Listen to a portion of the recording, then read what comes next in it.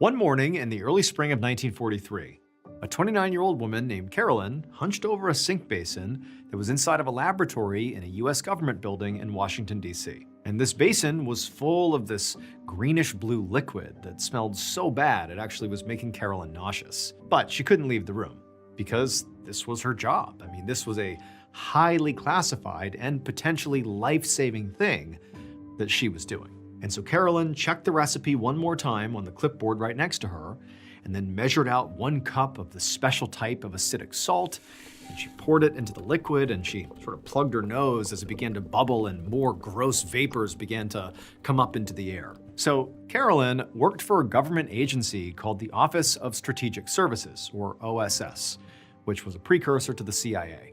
Carolyn had actually tried first to join the Navy and also the Army. She had applied to do administrative work because at the time, women were not allowed to do anything in combat roles. However, both the Navy and the Army turned her down for a really weird reason. So at the time, these two branches of the military were looking for people to fill their administrative roles. Namely, they were looking for secretaries. But specifically, they were seeking secretaries who could take notes in meetings and go basically completely unnoticed. But Carolyn was sort of impossible to ignore.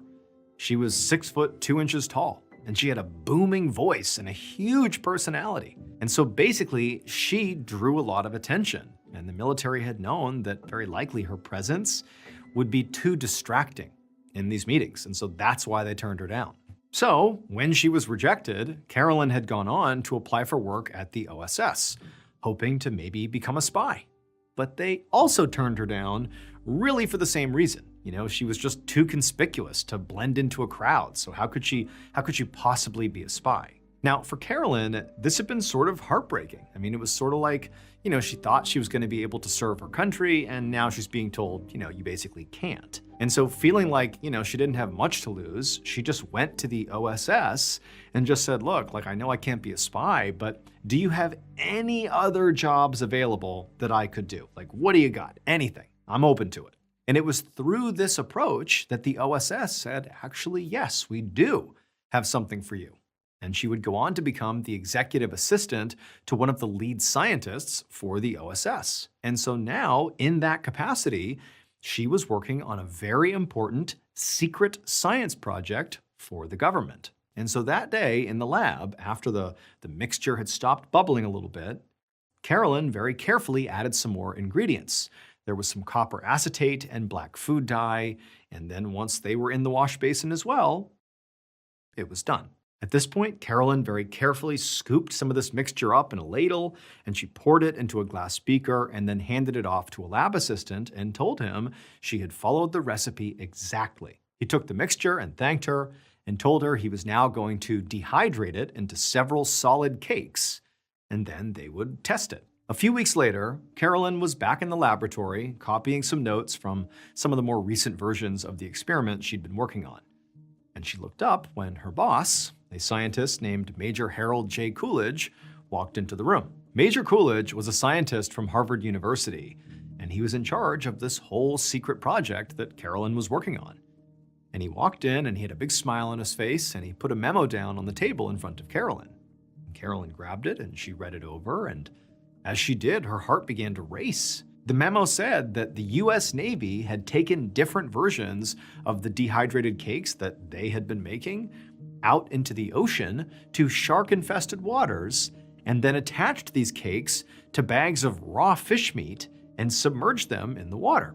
And a lot of curious sharks had come over to investigate the meat, but none of them had actually taken a bite. And this was exactly what Carolyn and her boss and her colleagues had all hoped for.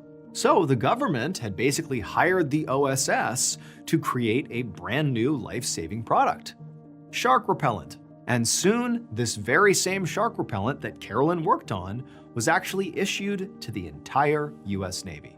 However, while this shark repellent was undoubtedly Carolyn's first big recipe, it would not be her last. After she left the OSS, she eventually moved to Paris, France, where her life would change forever. Because there, Carolyn fell in love with French cuisine. And even though she had literally zero culinary training aside from, mixing up shark repellent recipes, she enrolled at a legendary culinary school called Le Cordon Bleu. Now, she was the only woman in her class, and at first, because again, she had no skills in cooking, she really struggled to hang on to the curriculum. But she would figure it out, and eventually she would not just graduate, she would go on to become an exceptionally talented chef.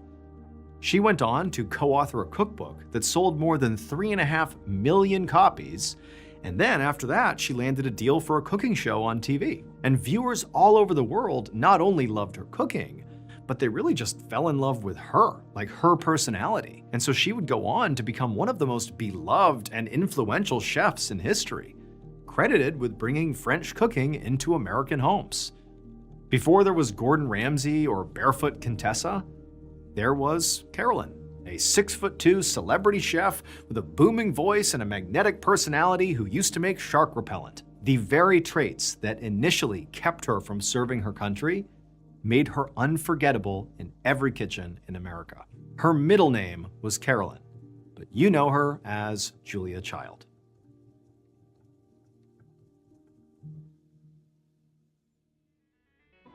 Minimum payments are not designed to get people out of debt. They're designed to keep them stuck. That's why so many people are turning to PDS debt for a real solution. PDS debt can reduce up to half of what's owed on credit cards, personal loans, and even medical bills. The process starts with a free 30-second assessment at pdsdebt.com/MrBallen. PDS uses AI and data to go beyond the numbers and personalize saving solutions for each person's situation. Instead of juggling multiple payments every month, PDS debt can help combine them into one lower monthly payment with zero credit impact. And savings can start the same day the 30-second assessment is completed. If there's a balance sitting on credit cards right now, interest charges are adding up every single day. PDS debt offers a way to finally take control, and there's no minimum credit score required. PDS debt is one of the top-rated companies in the industry, with thousands of 5-star reviews and an A+ rating from the Better Business Bureau. Get your free 30-second personalized assessment today at pdsdebt.com/MrBallen.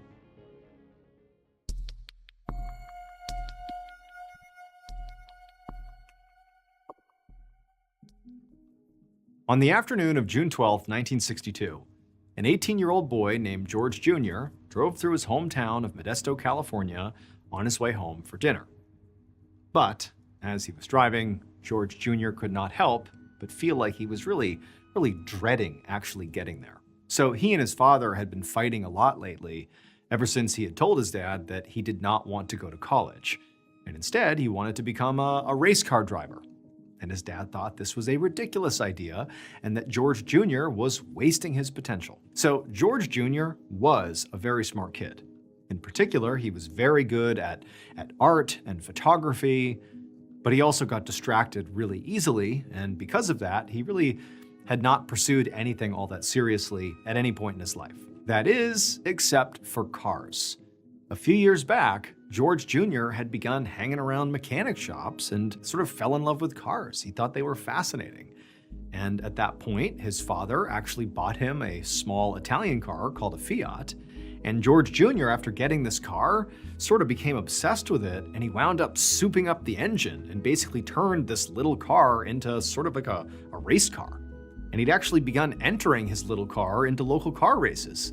And he'd actually even won a few of these races. But his father, despite being the one who literally gave him the Fiat, he just didn't get his son's obsession with cars. Like, why aren't you able to, take that focus and apply it to other things, that will get you a real job and give you a real future? And so basically every dinner these days, it became this huge argument between father and son. But, George Jr., as frustrated as he was with the whole situation, couldn't really change it, at least not for now, because he still lived with his parents, and so he just had to accept that if they were gonna fight, they were gonna fight. And so George, he came to this intersection where it was right near his home. He just needed to make a left and, pull over, and he was home.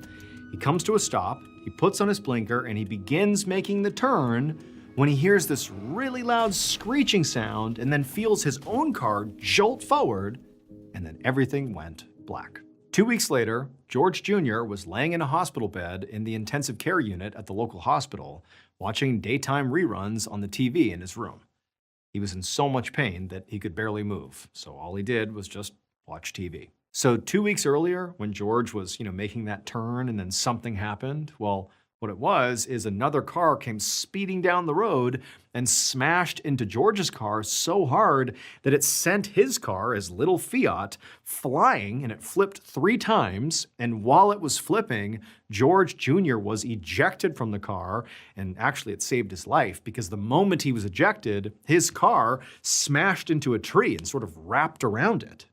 I mean, George was very badly hurt. He had multiple bone fractures, bruised lungs. I mean, he was really beaten up, but he had survived. However, the doctors told him that because of how extensive his injuries were, he would basically be recovering in bed in the hospital for months.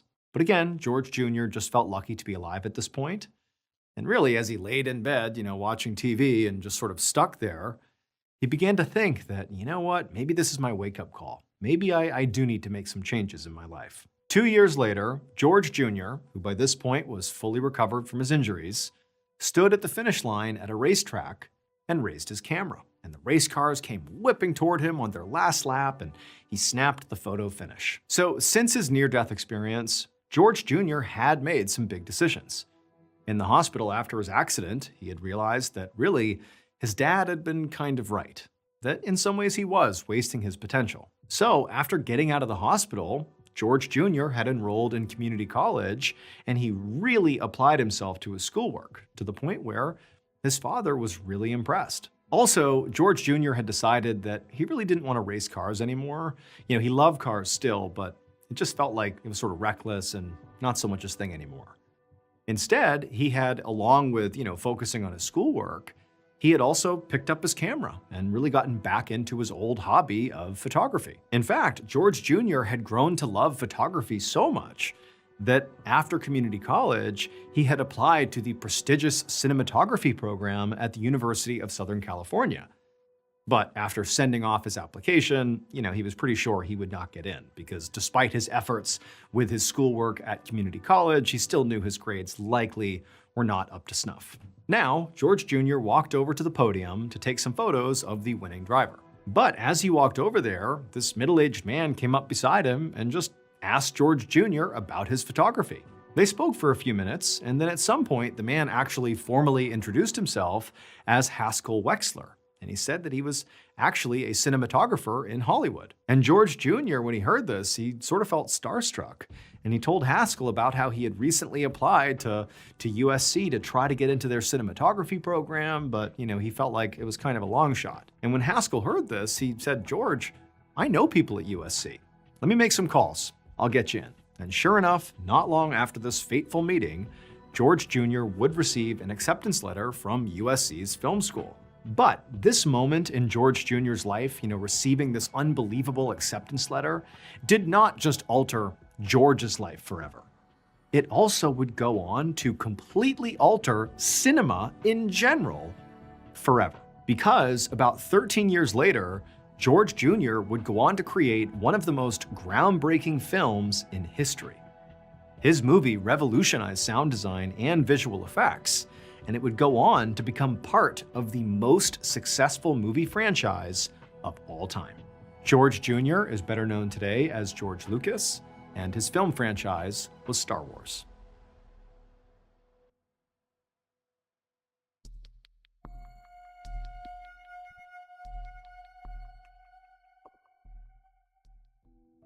On a Sunday evening in the spring of 1938, 8-year-old Carolyn Jones hurried after her mother as they both carried platters of food down a street in Amarillo, Texas. It was Easter Sunday, and Carolyn and her mother were going to their neighbor's house to celebrate the holiday. Carolyn's dad was not in the picture, so when they had moved into this neighborhood a few years ago, Carolyn's mom had made a big effort to get to know their neighbors to make sure that they had a lot of friends and community and support around them. And so as a result, Carolyn's mom had actually really bonded with a specific middle-aged couple whose name was Mr. and Mrs. Franklin that lived right down the street. And that's whose house they were going to right now. And Carolyn was really excited.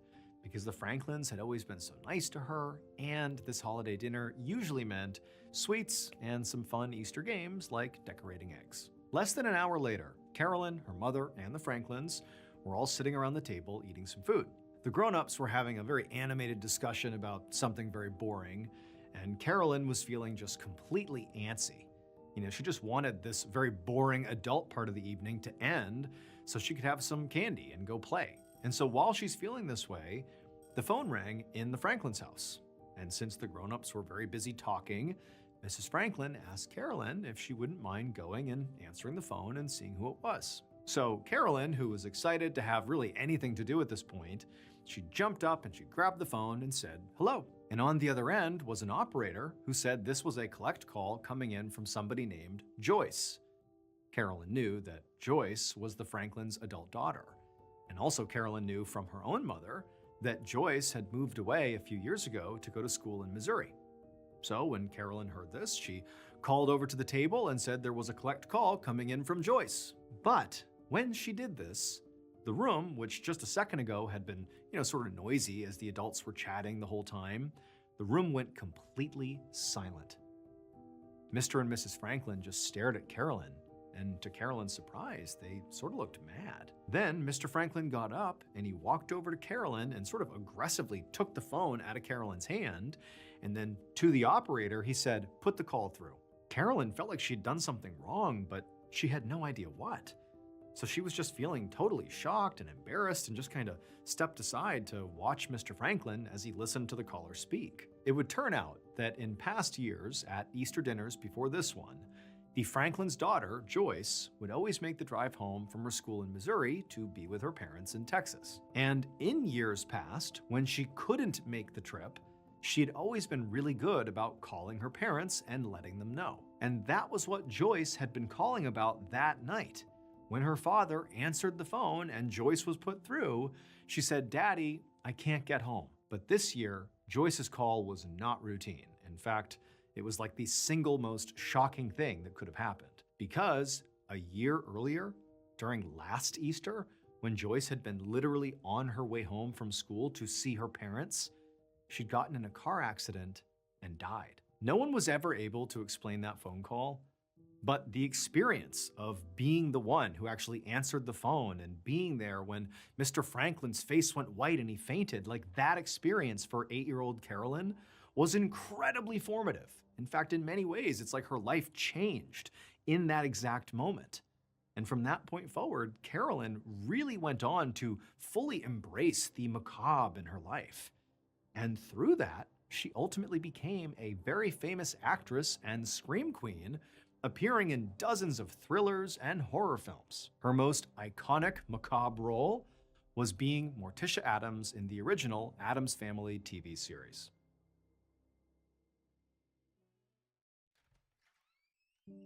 On the morning of Sunday, July 13th, 2003, 26-year-old Tabitha Bryant walked through the front door of her big white house in Penfield, New York, which was an upper-middle-class suburb of Rochester. Her husband, Kevin, and their 2 young sons followed her inside, and they were all dressed in their Sunday best because they had just come back from church. However, on this morning, Tabitha sort of felt like a fraud because she knew she was not really living a Christian lifestyle.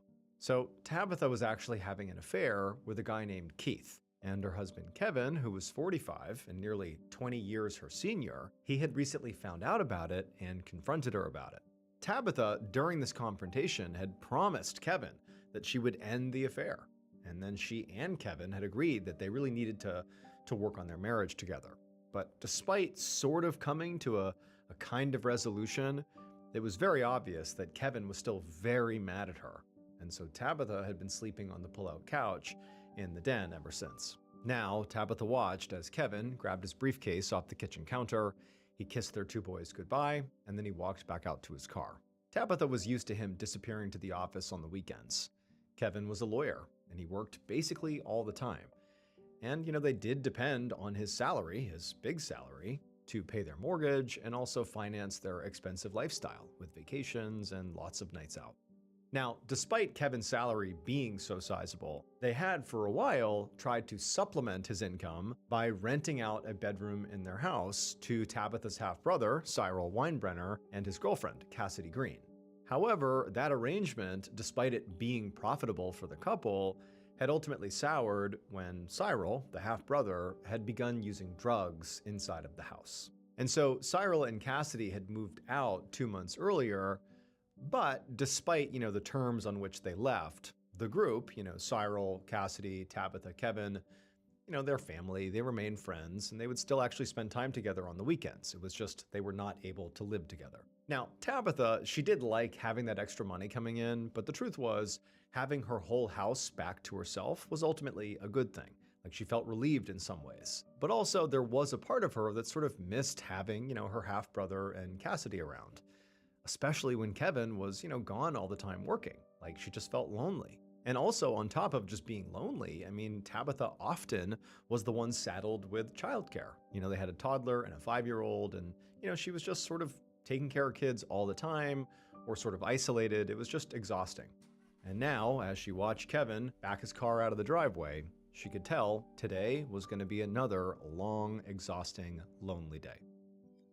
That night, around 9 p.m., Tabitha was fast asleep on Kevin's bed with one of their sons when she felt somebody shaking her. And when she opened her eyes and looked up, she saw Kevin standing right over her. And he leaned down and he whispered to her that it was very late and that Tabitha should go to her bed out on the pull-out couch. And then he picked up their sleeping son and carried him off to the boys' bedroom without waiting for a response from Tabitha. As Tabitha got out of bed, she thought about just staying put and insisting on sleeping in the master bedroom that night. But, their kids were already asleep, and she also didn't want to risk getting into a fight with Kevin, especially at this hour, and waking everyone up. And so ultimately, she decided against it and just left the bedroom and headed downstairs to the den. And then when she got there, Tabitha unfolded the pull-out couch and lay down, and she tried to fall asleep, but after tossing and turning for a while, she just pulled out her phone, and she pulled up the number for Keith, the guy she'd been having an affair with. As she did this, she reminded herself that she had promised to end things with Keith, but she was also feeling sort of desperate for someone to talk to, and Kevin was clearly very intentionally shutting her out, so after a moment, Tabitha hit the call button. Later that same night, around midnight, 911 operator Jacqueline Sanabria had just started her shift at the Monroe County Sheriff's Office when a call came in. Jacqueline answered it, and immediately this man's voice came over the line saying his wife had just been shot. And so right away, Jacqueline followed protocol, and as calm as she could, she asked the man, had he attempted CPR? And the man, in this eerily calm voice, said no, he hadn't. And the reason he gave was there was simply too much blood. At 1:45 a.m. on July 14, 2003, so about 2 hours after that 911 call, Sergeant Paul Sienna of the Monroe County Sheriff's Department pulled up in front of a large white house with black shutters and an attached garage. There were a bunch of police cruisers and forensics vans that were already on the scene, and Sienna could see neighbors who were kind of coming outside, watching from their lawns and driveways, trying to figure out what was going on. Sienna had been very surprised when he had gotten the call from dispatch about a murder in Penfield, because Penfield was a really nice, safe area. In fact, there had not been a single murder there in more than 40 years. Now, he climbed out of his car and walked over to the front lawn where 3 deputies were interviewing this middle-aged man who looked like he might have just gotten out of bed. One of the deputies saw Sergeant Sienna, and so he ran over to him and began to brief him on what they knew. He explained to Sienna that the man they were speaking to was Kevin Bryant. He was the man who had called 911, and he was the husband of the victim, Tabitha Bryant. The deputy said that Tabitha and Kevin's 2 young sons had been inside the house at the time of the shooting, but their grandparents had picked them up a few minutes ago. The house itself had already been searched, and there were no signs of forced entry, but it was not hard to guess how the killer or killers got inside. The garage door had been left open, and then the door between the inside of the garage and the inside of the house had been left unlocked. So basically anybody off the street could have just waltzed into the house. Now, Sienna knew that in nice, safe neighborhoods like Penfield, It was not unusual for people to leave their doors and garage doors unlocked or even open. But at the same time, he did think it was a little unusual that it just so happened that on the night of the shooting, you know, the house was unsecured. So he wasn't really sure what to make of that. At this point, Sienna glanced over at the husband, Kevin, and he saw Kevin suddenly bend over and start dry heaving. Now, Sienna definitely wanted to talk to Kevin, but really he needed to check out the crime scene first. And also considering how, Kevin did not appear to be ready to talk right now, he figured he should just go inside and have a look around. So he ducked under the police tape that was roping off the garage, and he made his way inside. Once inside the house, Sienna passed the kitchen and also a playroom, and they looked relatively normal. And then he got to the den, and there was nothing normal about the den. There was blood everywhere. On the walls, the floor, the ceiling, and there were all these forensic technicians that were inside of the den, furiously swabbing all over the room, trying to take samples of all this blood and also trying to photograph the entire scene. And in the middle of all this chaos happening in the den, Sienna saw the victim, Tabitha Bryant. She was laying on the pull-out couch bed. As Sienna walked over to the body to get a closer look, right away he saw this was not just a shooting, because Tabitha had, more than a dozen stab wounds to her chest and her neck. And then also right below her right eye, there was this small, clean hole that Sienna recognized as a gunshot wound. This was an excessive amount of violence, and it made Sienna think that this could have been a crime of passion. And the fact that Tabitha clearly had been sleeping on the pull-out couch in the den instead of in bed with her husband made Tabitha's husband, Kevin, Sienna's prime suspect.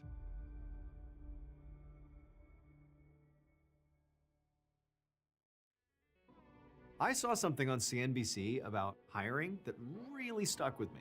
So, nearly half of hiring managers say that a candidate's enthusiasm matters the most. And that makes sense because you can teach skills, you can train someone how to do the job, but you can't really teach someone to care. And when someone actually wants to be there, you notice it right away. And ZipRecruiter has a new feature that quickly lets you see the most interested, qualified candidates first, so you meet the right people faster.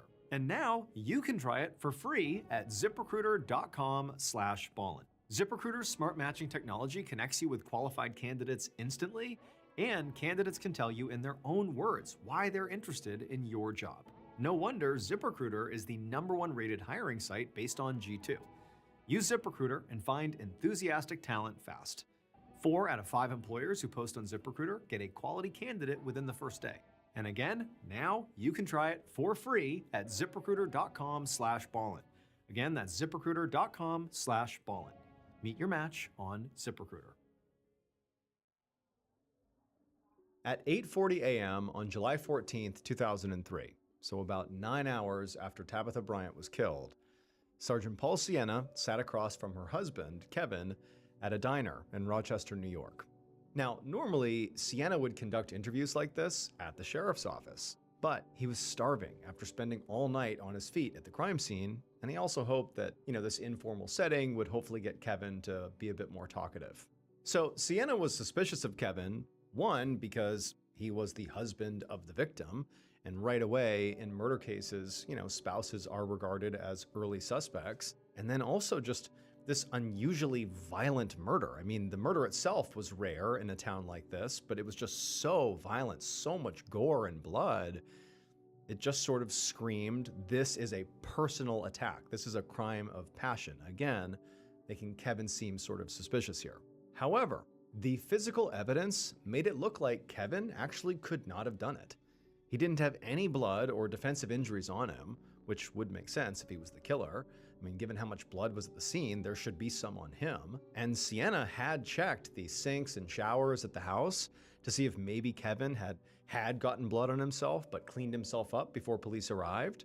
But there was no sign that there had been blood in the drains. Plus, the police had spent all night searching the house for murder weapons, a gun and maybe a knife, and so far they hadn't found anything. Still though, Sienna was not ready to, outright dismiss Kevin as a suspect, and he was looking for any holes in Kevin's story at this point. As Kevin had already explained multiple times by this point, he said he had come home from work around 9 p.m. the night before. He said he took the trash out, and then he went right up to his bedroom to read, while Tabitha was asleep on the pull-out couch downstairs. But at around 11:30 p.m., Kevin said he had gotten a very strange phone call.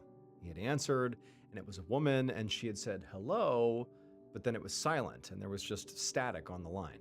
Kevin eventually had just hung up and said he thought it was just a wrong number. But then he said a little while later, just before midnight, he'd heard gunshots and screams. Kevin said at that point he got up and he ran to his kids' bedrooms first to make sure they were safe, and when he saw they were, then he went downstairs and he found Tabitha dead in the den. And so now Sienna, sitting across from Kevin in their booth, he asked him, do you have any idea who could have done this? And Kevin, he paused for a moment, and then when he spoke, his voice cracked, and he actually began to cry as he sort of choked out that his wife's death was his fault. Now, at first, Sienna thought, oh my goodness, is this guy about to confess? Did he kill her? Is he going to tell me that? But when he pressed Kevin to continue, like, what do you mean by that? Kevin very tearfully would say that, he thought he maybe was the one who had left the garage open when he had taken out the trash, and he suspected that that must have been how the killer or killers got inside. And then, sort of oddly, Kevin continued and basically began to lay out this whole theory for what might have happened that night, sort of unprompted. He's giving his opinion. Kevin said, as he saw it, a burglar must have driven by, saw their garage was open, and decided to rob the house. However, he said when they went inside the house to rob it, they must have been caught off guard when they saw Tabitha in the den. And she must have woken up, and there must have been some sort of confrontation, and the burglar or burglars must have panicked and killed her and then fled without even robbing the place. Like, that's probably what happened. And Sergeant Sienna did not give off how he felt about, what Kevin was doing and what he was saying. He just sort of nodded thoughtfully, like he was considering his theory. However, in reality, Sienna had already considered the possibility of this being a burglary gone wrong, but the way Tabitha had actually been killed just felt way too personal to chalk it up to a random intruder. And also, again, nothing from the house had been stolen. So what Sienna really wanted to know from Kevin was, why was Tabitha sleeping on the couch and not up with you? And to Sienna's surprise, Kevin was actually really open about these problems in their marriage. He explained that Tabitha was young, 20 years younger than he was, and she wanted to go to clubs and see friends every night of the week, while he was, usually too busy and too tired for doing that kind of stuff, so she would do it alone. Kevin said that once he'd realized his marriage was actually in trouble because of this dynamic, he said he'd put a lot of effort in to try to fix it by taking Tabitha out more often. And he'd thought things were basically back on track until a few months ago when he'd found out that she was actually having an affair. He said he'd drawn up divorce papers and been on the verge of filing them, but Tabitha had ultimately promised that she would break off the affair, so he had decided to give her one more chance. As Kevin said this, Sienna watched him very closely, trying to gauge whether or not Kevin was lying. Kevin definitely seemed nervous as he was speaking, and he also kept tapping his foot and running his fingers through his hair. But there was a chance that was also just exhaustion and maybe some shock, lingering shock. Sienna checked his watch and saw it was almost 9 o'clock, and he knew Kevin by this point had been awake for about 24 hours. But Sienna didn't want to just let him off the hook right now, because if Kevin was guilty, if he really did kill his wife or had something to do with it, Sienna knew he might never get a better shot at a confession than right now. So he decided he would just push Kevin to his breaking point and see if he'd crack. 8 hours later, around 4 p.m., Sienna stared at Kevin from across an interview room at the Monroe County Sheriff's Office in downtown Rochester. Kevin was sort of slumped in his chair with his head buried in his hands, and he kept complaining about migraines. Now, Sienna was not surprised that Kevin might be feeling worn out right about now, because he'd been answering questions for the last 17 hours. And they'd covered everything from the details of Kevin and Tabitha's relationship to their extended families, including the fact that Tabitha's half-brother, Cyril, had lived with them for a few months earlier in the year and it had sort of ended badly. And by this point, Kevin had made it clear that he actually thought Keith Cromwell, the guy Tabitha had been cheating on him with, should be a suspect, and Sienna had to agree. However, what Sienna couldn't get over right now was just how angry Kevin sounded whenever he mentioned Keith. I mean, he was truly enraged. He clearly was not remotely over his wife's affair. And so now Sienna was trying to gauge if maybe Kevin was angry enough about this to have committed murder. And so Sienna decided he would push Kevin a little bit further and extend the interview, and he did this by suggesting that they go ahead and order dinner. And at that point, Kevin, who was totally mad, he jumped up out of his chair and he said that unless he was under arrest, he needed to go back to his kids. And Sienna did not have the evidence to hold Kevin, so he had no choice but to tell him that, of course, he was free to leave. And as Sienna watched a deputy escort Kevin out of the room, he felt a little disappointed that he had not managed to get a confession. But he had gotten some pretty promising leads. Primarily, there was Tabitha's half-brother, Cyril, who definitely sounded like he knew a lot about Kevin and Tabitha's relationship, and he could have some good insights. And also, Sienna was thinking, as soon as possible, he needed to speak to Keith, who was Tabitha's affair partner.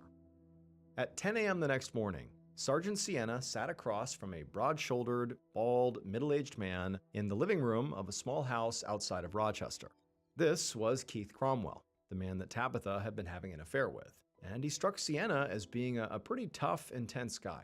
So Sienna was actually a bit taken aback when he asked Keith about his affair with Tabitha, and Keith just began to cry. It just seemed sort of uncharacteristic for the way he appeared, at least at first glance. But Keith quickly wiped his eyes and he apologized, and then he asked what exactly Sienna wanted to know. And Sienna told him to just, start at the beginning. So Keith explained that he was a machine operator at a local factory, and it was a really stressful job. So Keith would sometimes blow off steam by going to a nearby strip club.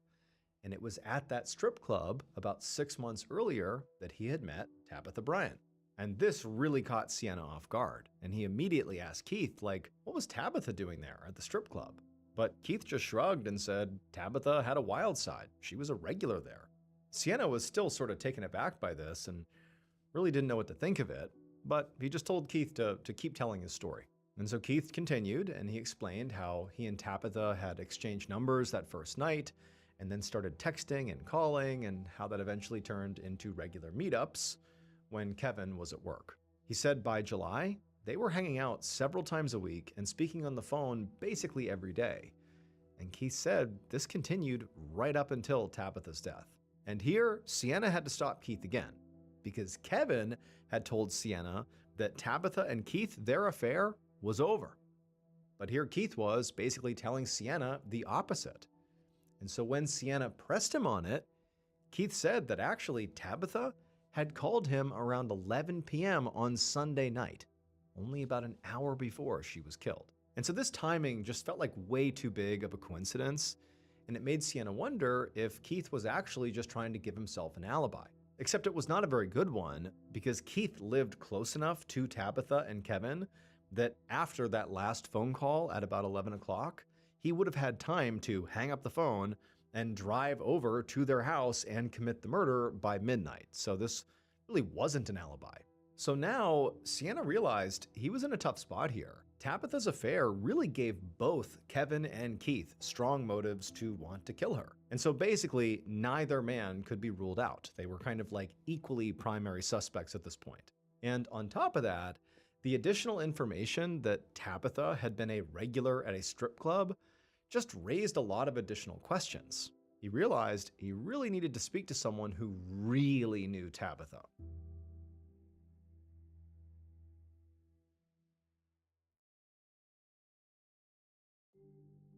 Five days later, on July 19, 2003, Sergeant Sienna stood inside of a cemetery at the back of a group of mourners and watched as Tabitha Bryant's casket was lowered into the ground. Sienna had come to Tabitha's funeral not only to pay his respects, but also because he was looking for her half-brother, Cyril, and he had two reasons he really wanted to speak to him. First of all, he thought Cyril might have some additional unique insights into Tabitha's various relationships. I mean, Cyril had lived with Tabitha and Kevin and their kids earlier that year, and Sienna had heard that Cyril and Tabitha were quite close, and so maybe she had shared some additional insights that he would know. But the second reason for wanting to speak to Cyril was recently, Sienna had also begun to look at Cyril as being maybe a potential suspect. So Sienna had spoken with a number of Tabitha's friends, and from those interviews, Sienna had learned that Cyril and his girlfriend Cassidy were also both regulars at that same strip club that Tabitha went to. And then on top of that, Sienna knew that, Cyril and Cassidy had been caught using drugs by Tabitha and Kevin, and that's why they had been booted from the house just a few months ago. And so who knows, there could be some bad blood there. And so this made Sienna wonder if Tabitha's murder might have had nothing to do with her affair, and everything to do with, very likely some fight that she had had with Cyril and Cassidy when she caught them and kicked them out. But now, as Sienna scanned the funeral crowd, he didn't see anybody who matched Cyril's description. And so when the service ended and all the mourners began making their way out to the parking lot, Sienna hustled over to Tabitha's mother, and he asked her, had Cyril attended the funeral? And she said that actually, no one had heard from Cyril since the night Tabitha was killed. And she said that she was really worried about him because Cyril's mental health was quite fragile. About a year earlier, he'd suffered a huge mental breakdown after the death of another sibling, which was why Tabitha had invited him to live with her in the first place. And so now Tabitha's mom was afraid that Cyril had spiraled again and might be in trouble. But as empathetic as Sienna was, ultimately, this information he was getting from the mother did not paint Cyril as like a guy in need of help. It painted Cyril as being really suspicious. And so, as politely as he could, Sienna asked the mom if she had any idea of how he could go about trying to find Cyril, any way he could even begin that process. And Tabitha's mom, she thought for a moment and then said that if anyone knew where Cyril was, it was his girlfriend, Cassidy Green. One night, about a week after Tabitha's funeral, Sergeant Sienna sat in the back of an unmarked van in downtown Rochester. And through the windshield, he watched a man standing alone in an alley, pacing back and forth, constantly checking his phone. This was all part of a sting operation that Sienna hoped would finally lead him to Tabitha's half-brother Cyril. Ever since Tabitha's funeral, he and his fellow deputies have been trying to track Cyril down, but so far they'd had no luck. It looked an awful lot like Cyril had either left town or was actively hiding from the police. However, Sienna had managed to locate Cyril's girlfriend, Cassidy, who, it would turn out, was well known to the police for being a drug dealer and an escort who went by the working name of Angel. Now, Sienna doubted that if he approached Cassidy directly, that she would just immediately give up Cyril's location willingly. And so what he needed to do was get leverage on her first. So Sienna went to an informant of his with a plan. The informant would reach out to Cassidy, or Angel, looking to buy some cocaine, and then once they had clear evidence that she had broken the law by selling these drugs, Sienna would arrest her and then try to strike a deal to get her to talk about Cyril. And so now, through a pair of binoculars, Sergeant Sienna watched as a small blonde woman appeared at the far end of the alley. His heartbeat picked up as he realized it was definitely Cassidy, and he watched as she walked right up the alley and began talking to the informant, the man who had been pacing before on his phone. And when Sienna saw the money and drugs change hands, he gave the command on his radio to go ahead and move in. In an instant, 2 police cars rounded the corner with their sirens blaring, cutting off both ends of the alley. Cassidy looked completely startled and started to run before the arriving deputies boxed her in, and moments later, they had her in handcuffs. The following morning, Sienna stood outside of an interview room at the sheriff's office in Rochester, New York. He looked through a two-way mirror, and on the other side of the glass, he watched a deputy question Cassidy, the girlfriend of Tabitha's half-brother Cyril, who was still missing and still a major suspect. Now, Cassidy had been completely stonewalling police since they'd arrested her for selling cocaine the night before, and she was still insisting that she had no idea where Cyril was or why he'd disappeared. Now, to this point, the deputy who was speaking to Cassidy had not brought up Tabitha's murder. And so at this point, Cassidy seemed to think that her only problem was the cocaine charge. And so as Sienna watched this interview just kind of go in circles and drag because Cassidy just was not giving them anything, finally Sienna just couldn't take it anymore, and he just busted in the room and he slammed a folder down right on the table, totally shocking not just the deputy, but Cassidy. They both looked at him like, what are you doing? And then before Cassidy could say or do anything, Sienna looked right at her and just said, "I don't care about your drug charge. What I want to know is what you know about Tabitha Bryant's murder." And at first, Cassidy just stared back at Sienna and said nothing. And for a minute, Sienna thought maybe he had sort of miscalculated here. But then after a long, awkward pause, Cassidy's whole demeanor shifted and she started to talk.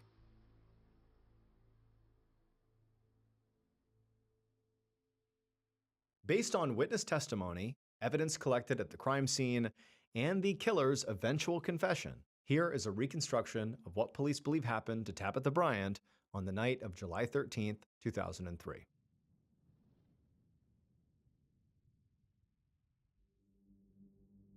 Around 11:50 p.m., the killer very carefully crept through the first floor of the Bryant home carrying a rifle, and they went straight to the den, where they found Tabitha asleep on the pull-out couch. For a moment, the killer paused, just staring down at Tabitha, wondering, questioning whether they could really go through with this. But then, after just a little bit of deliberation in their own minds, they raised the rifle and they fired. The bullet entered Tabitha's skull right under her right eye, but it didn't kill her. And so as the killer is standing there watching, expecting Tabitha to basically be motionless, Tabitha wasn't. Her body began jerking around, and then she suddenly reached up and grabbed at her cheek, and she sat up and she looked at the killer and began to scream. And so the killer immediately fired 2 more times, but Tabitha was moving around so much in her own panic that both shots missed. And then on the 4th shot, when the killer pulled the trigger for the 4th time, the rifle jammed. And so at this point, the killer completely panicked. And so the killer turns and they run into the kitchen. All the while, Tabitha is flailing around in the den. She's screaming, blood's going everywhere. And the killer, they grab a butcher's knife from the kitchen.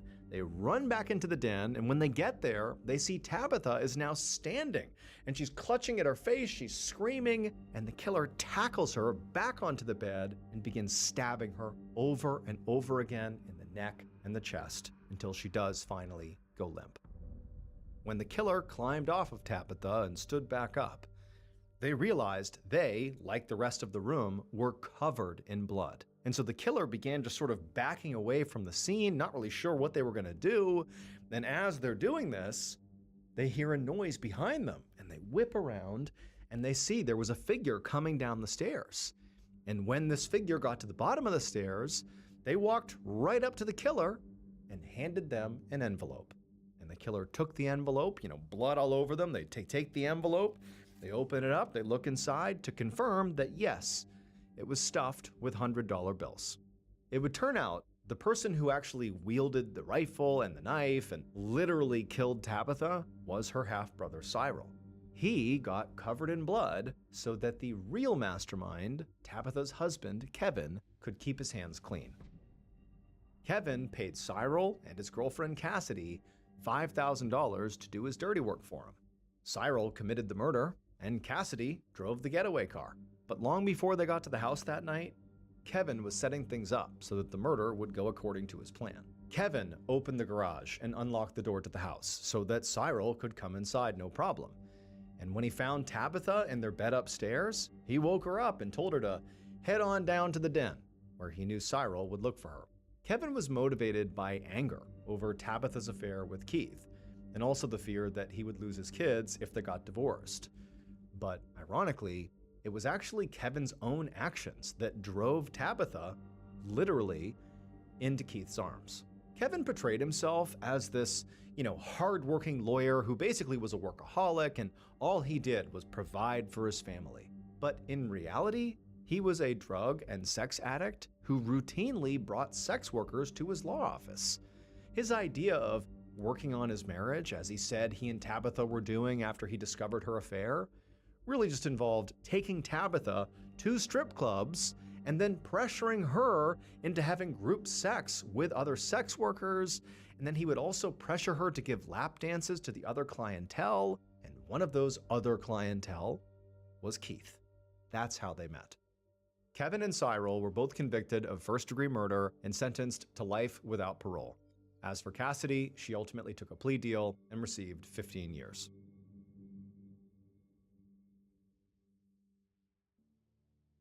Around 7:20 p.m. on the evening of December 11th, 2002, a police department in a rural English county called Surrey started receiving all these frantic emergency calls. Now, all of these calls were coming from drivers on a heavily trafficked highway called the A3, and they all were saying the same things. They had seen this totally reckless driver with super bright headlights that was weaving in and out of traffic and going at high speeds and nearly crashing into people. And then a couple of the callers said they actually saw this car go down the embankment off the side of the highway, and so it looked like they might have crashed. And so, of course, this police department, after getting all these calls, decided to send out a couple of officers to see what was going on. When the two officers got out to the A3 and began patrolling the area on the A3 where all these calls were saying they had seen this reckless driver, they didn't see the driver. They didn't see a wreck on the side of the road. They didn't see any signs of an accident. I mean, there was nothing there. Now, had only one person called in about this wild, reckless driver, at this point, the officers would have chalked this up to a mistake or even a prank. But so many people called in about this one particular reckless driver on the A3 that these two officers decided to just keep on looking and really see if they can figure out where this driver went. And so to this point, the two police officers had been just driving on the A3 to try to find this driver. And so they decided they would park their vehicle, get out, and walk on foot on the edge of the highway because there were these huge forests that lined either side of the A3. In fact, Surrey, the county in England where this was one of the most heavily forested areas in all of England. And so these forests on either side of the A3 were very dense. You could not see very far into them. And so these officers were thinking that it might be possible that this driver, if they were driving as recklessly as all the callers made it seem like, they could have veered off the highway, gone down the embankment, and then because they were going at such a high speed, they could have crashed their way into one of these forests and basically disappeared from view from the road. That in order to see this crash in the forest, you'd have to be basically in the forest. And so these two officers, they pulled over, they got out, and they began walking along the edge of the highway, staring into the forest, looking for a sign of a car wreck. And sure enough, after walking for a while, one of the officers spotted something deep in the woods that looked almost metallic or plastic. Whatever it wasn't supposed to be in the forest. And so the officers made their way into the tree line and began walking through all the trees. And as they got closer, they realized very clearly there was a car. There was a wreck in the forest. And so the two officers, they begin running towards the wreck. They're calling for backup on the radio. They get to this wreck in the middle of the forest, and they're on the driver's side, and they look inside the car, and there's no driver in the driver's seat, but they looked through the car to the passenger side, and they saw the front passenger door was wide open, and on the ground on the other side of the car was very clearly a body. And so the two police officers rushed around the car to get a better look at the body. And when they did, they couldn't believe what they were seeing. It didn't make any sense. Like, what was this? Now, to understand why these police officers were so caught off guard by what they were seeing, we need to go back 5 months to July 16th, 2002.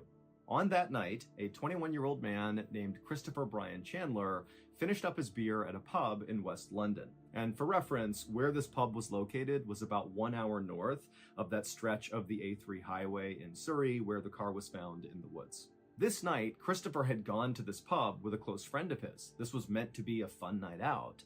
But, as Chris is finishing up this beer, he began to feel really antsy because it turned out Christopher was actually wanted by police in London for robbery, and so he hated staying in one place for too long. And so the only people who even knew where Christopher was the friend he was with at the bar, and then also Christopher's brother. He knew he was at this particular pub.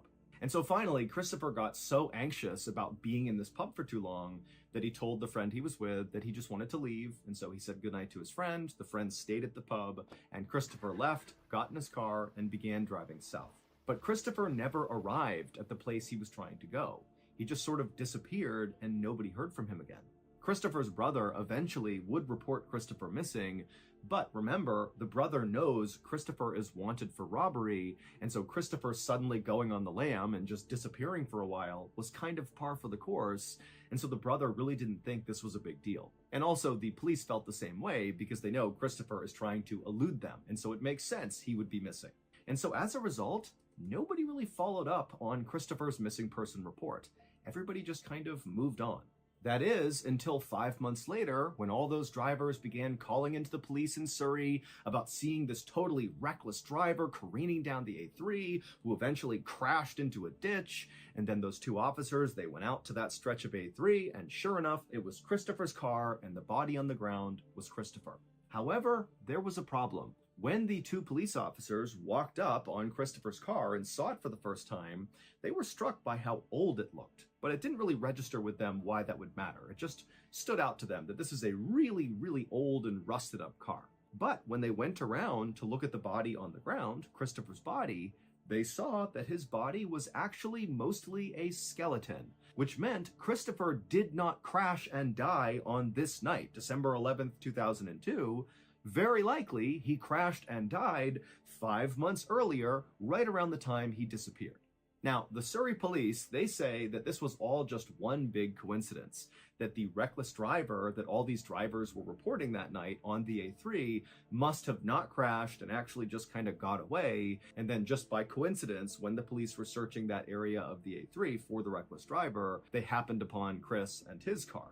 But remember, several of the drivers who called in that night about seeing this reckless driver on the A3, they specifically said they saw the car veer off the embankment and crash down below near the tree line. Like, this is a serious crash. Someone needs to get out here with an ambulance because probably someone's hurt. And then when the police got out and searched the exact area where this crash supposedly happened, they find Chris's car that had all the hallmarks of a car that was driving recklessly on the A3 that veered off and crashed into the woods. I mean, they found Chris and his car because of these calls, but it could not have been Chris. But what other car could it have been? As of today, we do not have a good explanation for how this happened, and so it's been dubbed the A3 ghost crash.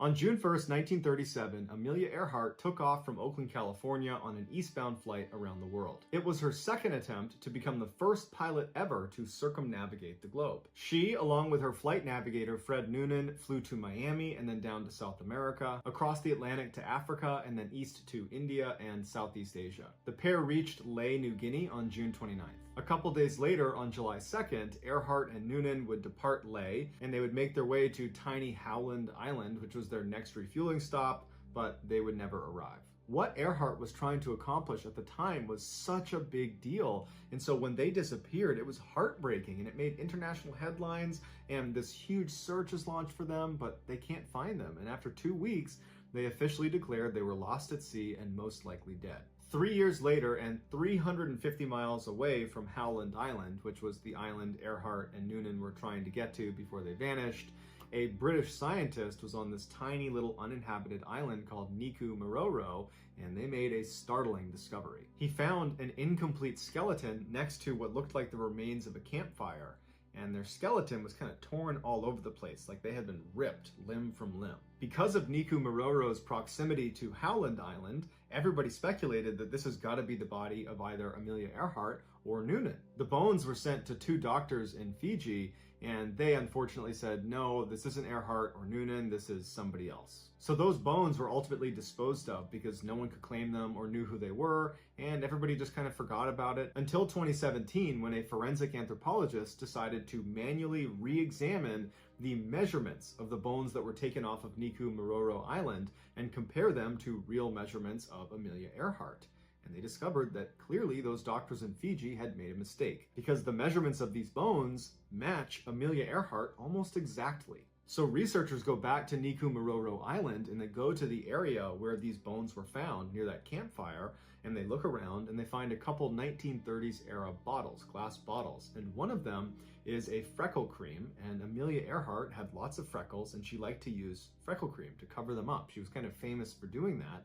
And so they found that freckle cream on this island near bones that look like they belong to Amelia Earhart. So while some scientists are putting their energy into confirming that yes, those bones were Amelia Earhart. We don't have the bones, but we can show you with the measurements and the freckle cream. And there's another picture that apparently shows the landing gear of her plane off of Niku Maroro Island. So there's some people that are working on that angle. And there's another group of scientists and researchers that are saying, okay, let's assume that that really was Amelia Earhart. Let's figure out what happened to her once she got to Niku Maroro Island. And the leading theory is horrifying.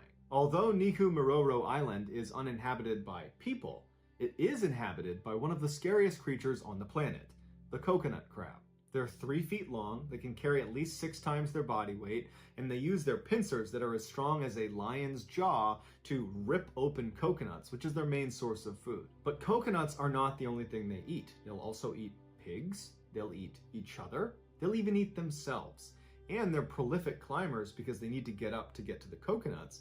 But in some parts of the world, they use their climbing ability to climb up and grab birds and break their wings with their pincers and then drag them into their underground burrows where they will eat them too. The few researchers and scientists that have gone out to Niku Maroro Island have said at night, thousands of these crabs will emerge from their underground burrows and they'll go looking for food. And they have a really keen sense of smell and they can smell blood.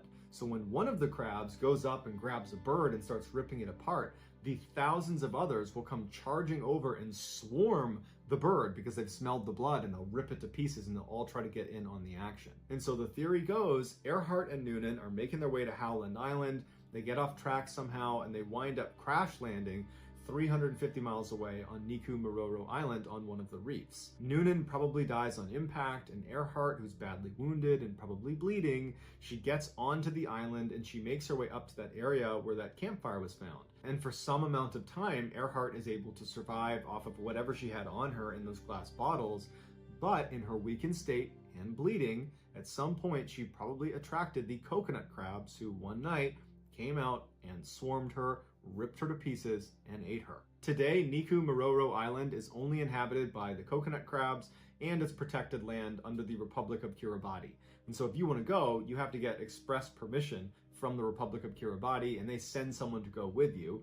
And there's no airport on the island, so you have to land on a separate island and then ride to Niku Maroro on a boat, but you have to pass through Cyclone Alley, which means you can only travel there at certain parts of the year, and even then it's incredibly dangerous.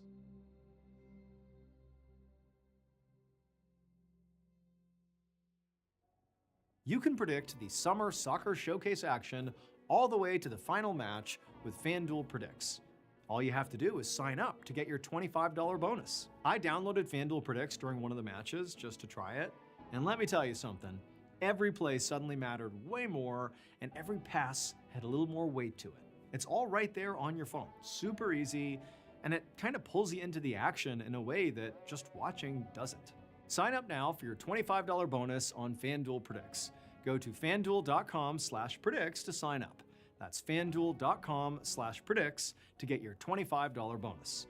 Offered by FanDuel Prediction Markets, LLC, a registered futures commission merchant, 18+. Bonus is non-withdrawable and expires 7 days after receipt. Trading derivatives involves significant risk and may not be suitable for all investors. Manage your activity with their consumer protection tools. Restrictions apply. See terms at fanduel.com/predicts/bonus-offer-terms.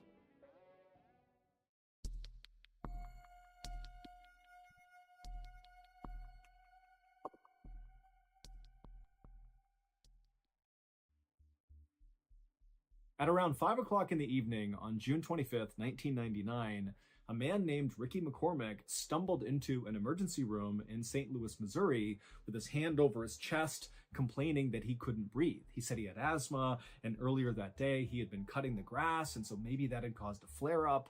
But either way, here he was in a lot of discomfort saying, I need help. Ricky was 41 years old, and for his whole life, he had had heart and lung problems, and so him arriving in this state in the ER was actually not all that uncommon for him. And so this hospital did what they did with anyone who came in complaining that they couldn't breathe. They immediately took Ricky to a back exam room and they hooked him up to all these monitors to make sure his heartbeat was steady and that his oxygen levels were plenty high. And once Ricky was in the exam room getting hooked up, he started acting really agitated and he kept looking around the room like he was scared that someone was going to jump out at him. And he was also sweating profusely, and whenever he did speak, he spoke so quickly no one could really understand him.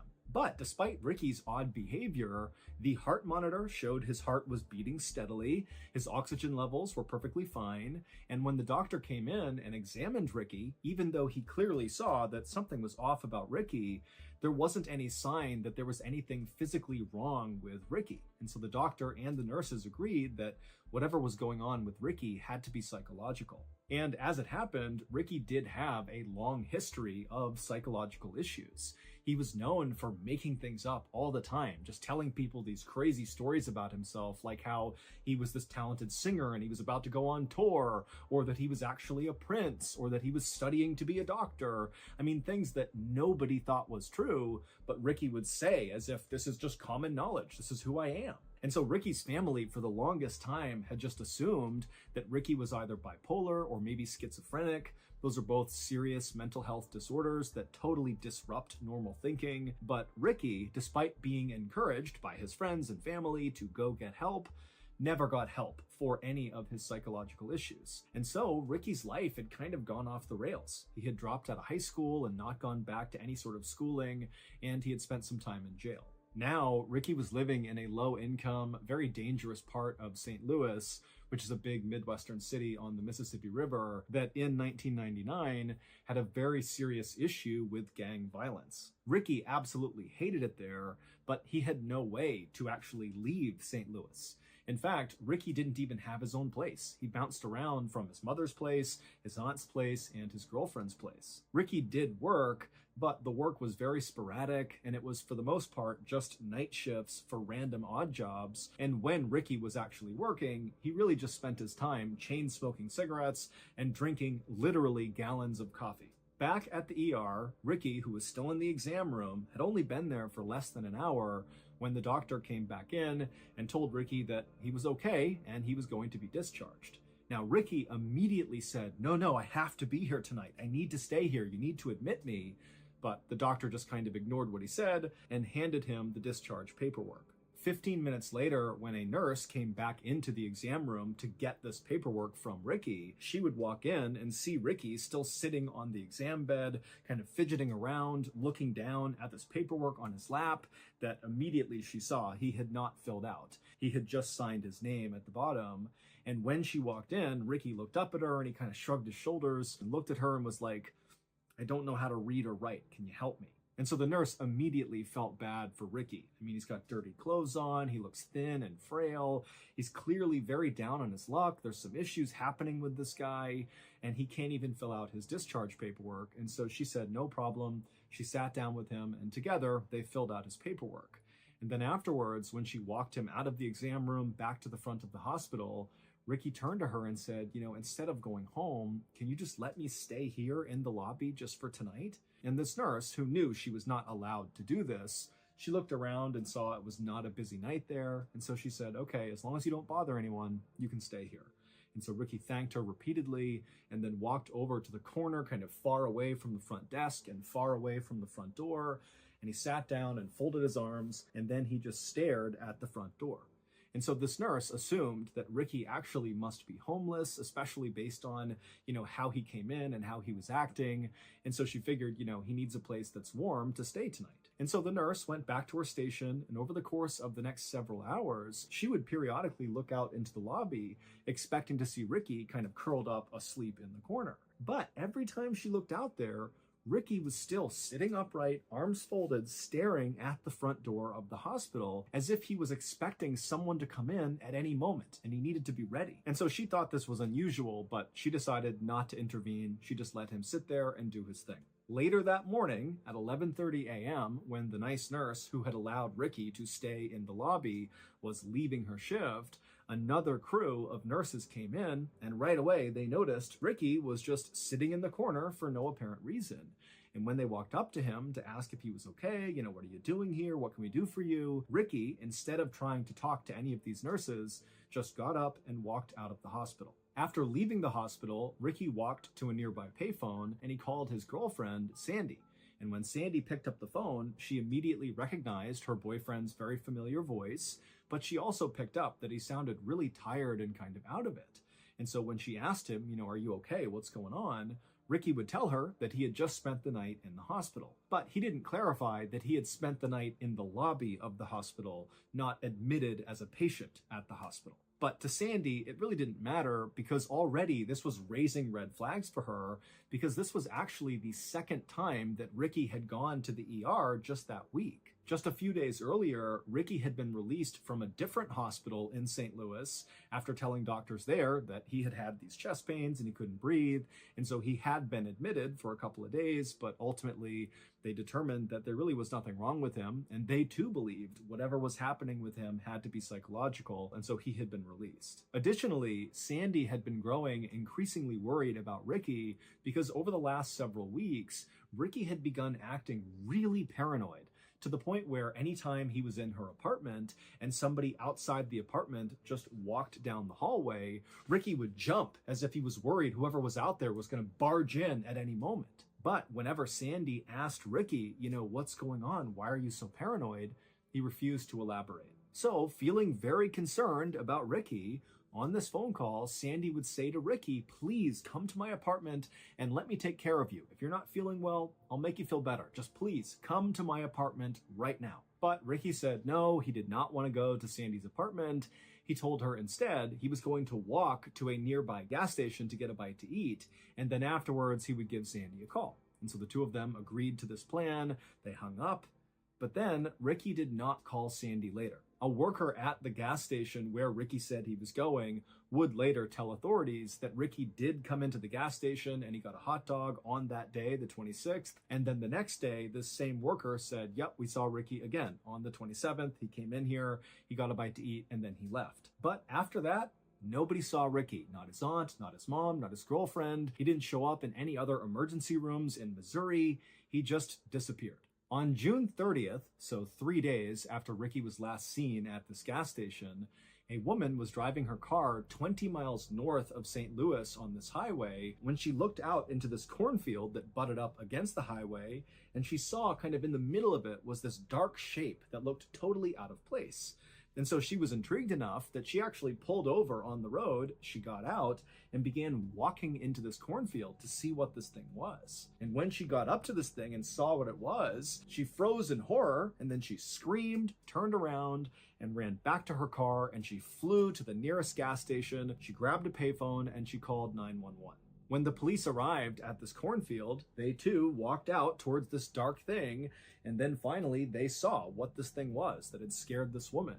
It was a dead person who was lying face down. Their body was very badly decomposed. And in fact, their body was just kind of falling apart. Like the fingers of this person's body had just kind of crumpled off of their hands.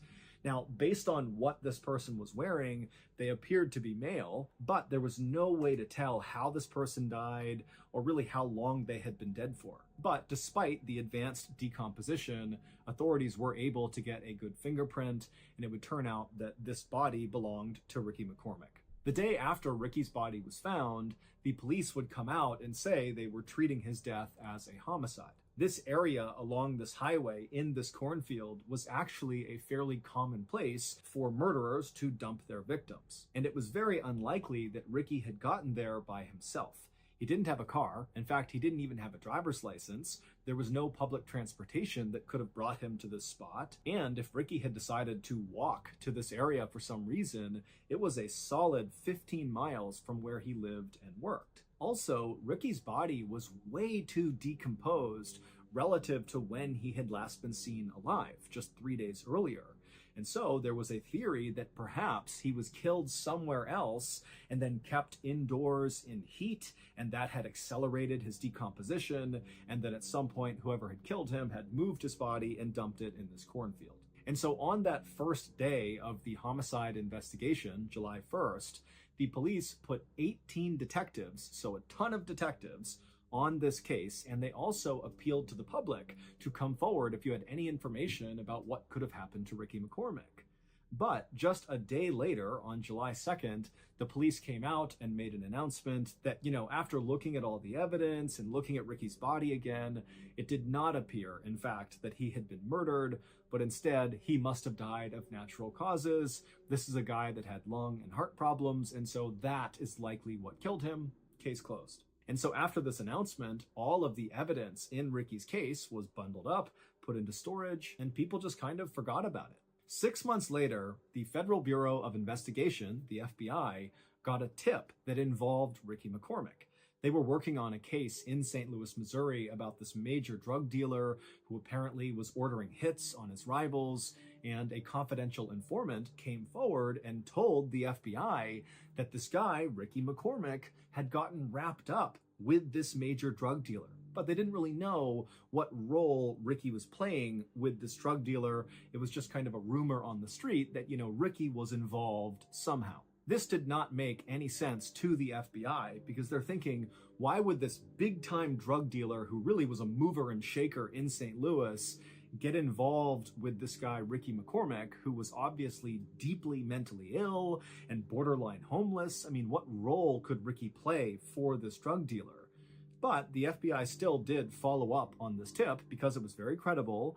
And when they spoke to the local police who had investigated Ricky's death, they got Ricky's file, which meant they got all of the evidence. And immediately, the FBI realized the local police had overlooked a very strange piece of evidence found in Ricky's pocket. This strange evidence was quickly sent to FBI headquarters in Quantico, Virginia, and it landed on the desk of a forensic analyst named Dan Olson. Dan was relatively new to the FBI, but he was highly disciplined and very methodical. And so when he received this piece of evidence, he got to work right away trying to figure out what it was, what it meant in relationship to Ricky and this drug dealer, and, maybe does it answer the question of how these people are connected? But despite his best efforts in calling in the experts and using every computer program to analyze this evidence, he just could not figure out what it meant. At the same time that Dan was doing this, the big drug dealer who was the target of that big FBI investigation in St. Louis was arrested on gun and drug charges, and so the big case was now over. And suddenly, trying to figure out what connection Ricky McCormick had to this drug dealer was kind of irrelevant because the drug dealer was behind bars and Ricky was already dead. And so the FBI kind of put a pause on trying to figure out what this evidence was. And so Dan, even though he was really curious now, he was fully invested in trying to figure out what this thing was, he realized he had to give it up too and move on to something else. And so the strange evidence went back into storage, and once again, everyone just kind of moved on from Ricky McCormick. But Dan never really forgot about this mystifying piece of evidence. It was always in the back of his mind. 22 years later, Dan Olson had now become very senior at the FBI. He was actually in charge of their cryptanalysis and racketeering unit. Basically, he was in charge of the people at the FBI who specialized in code breaking, meaning they were the people that would pull any sort of secret messages embedded inside of evidence. And so at some point after taking over this unit, Dan pulled out of storage this strange piece of evidence connected to Ricky McCormick. And he said, you know what? I just need to know what this means. I have to figure it out. I've never been able to. It's haunted me ever since. And so Dan went public. He went to the media and he asked the world to take a look at this mystifying piece of evidence and come forward if you have any idea what it means. When Ricky was discovered in that cornfield, the local police quickly emptied his pockets, and in his pants pocket were 2 documents that contained an incredibly complex cipher or code. It was basically 30 lines on each piece of paper with different symbols and letters and capital letters. I mean, it looked like total gibberish to the untrained eye. But to people like Dan and his code-breaking team, these symbols and letters could mean there was a secret message hidden inside of these documents if you could break the code system. But of course, no one could ever break that code. So how in the world does a guy like Ricky, who is basically functionally illiterate and can only write his name, he's clearly mentally ill and he's not really in touch with reality all the time, how does a guy like that come to be in possession of these complex ciphers? And if he didn't write these ciphers, because that's possible, maybe somebody else gave them to Ricky, well, why would anyone who came up with this very complex cipher entrust a guy like Ricky to be the one to carry these things around? I mean, presumably, they contain confidential information that's been very carefully hidden inside of the cipher. And so why give it to Ricky? He's such a liability. And also, what happened to Ricky in that cornfield? I mean, we don't even know how he got there. We don't know how he was killed. All we know is that he had these ciphers in his pocket when he was found. And so many people believe, including law enforcement, that the answer to, what happened to Ricky and what was his connection to this drug lord in St. Louis, if any, or, what was he up to, will all be solved if we can just figure out what these two ciphers mean. But as of right now, no one has solved the riddle of what these two ciphers mean. All we know is that Ricky McCormick, a couple of weeks before he died, became increasingly paranoid and was so scared of someone or something that he was likely running into these hospitals just to hide out. But eventually, whoever or whatever Ricky was scared of very likely caught up to him and killed him. But until we crack these ciphers, we very likely will have no idea what actually happened to Ricky McCormick. Today, the FBI has set up a special website where you can look at these two ciphers that Ricky had in his pocket, and if you're able to crack them, because someone's going to eventually, you can tell the FBI through this website and potentially help solve Ricky's murder.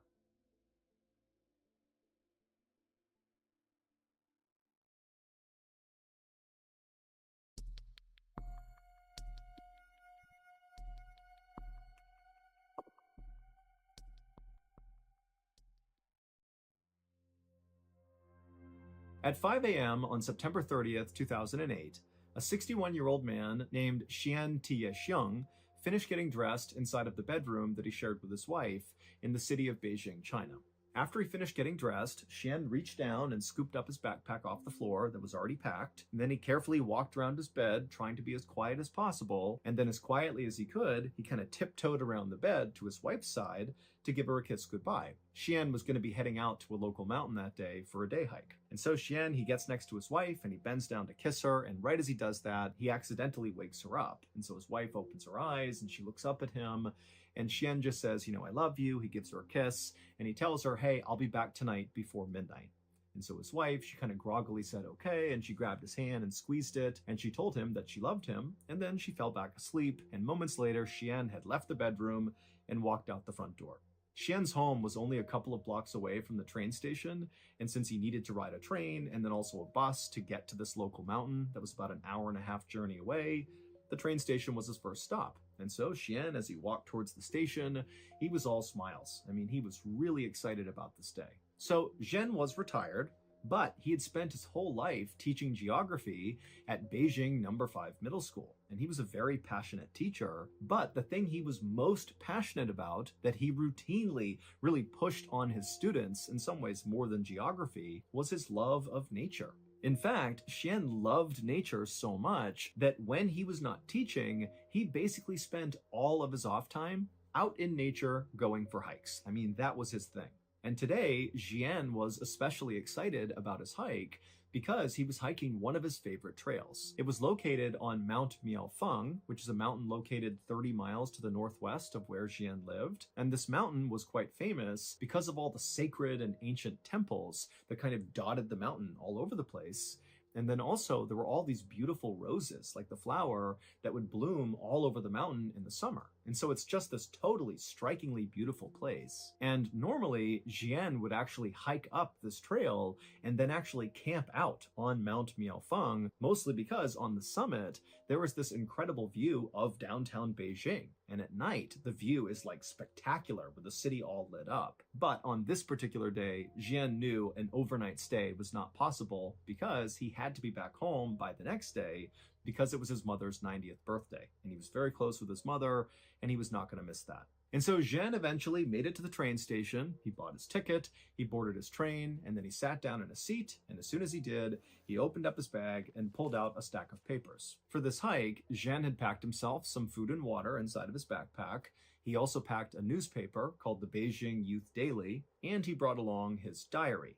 But his diary was a little bit unique. Zhen, because he loved nature so much and didn't like the idea of wasting anything, what he would do when he was a teacher at Beijing No. 5 Middle School, he would just take scrap paper and start writing on that. And he would compile all his scrap paper into these sort of diaries that he would keep. And so the reason he did that was primarily because he was so in love with nature, he hated the idea of wasting anything. And so Jian passed the time on the train by writing in his diary, aka his stack of scrap paper, and also reading this newspaper. And Zhen knew he really needed to read the entire newspaper pretty quickly, because by the time he got to the mountain, he was going to do what he always did, which is he would bring a newspaper with him on a hike, and as he walked, he would take out a page periodically and tie it to a tree, kind of marking his way. That way, when he turned around and came back down, he would have his path marked, because Jian did not always walk on a clearly marked trail, and so this was his way of not getting lost. And so Jian would ride the train car, and then he would get off and he would board a bus, and then finally, right around 7 a.m., that bus would come to a stop in the tiny village of Changfang, which is located right at the base of Mount Miaofeng.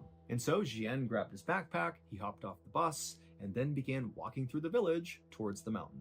And then by about 7:20 a.m., so not long after Jian had left the bus, he was almost up to Mount Miaofeng when he pulled out his cell phone and he called his cousin.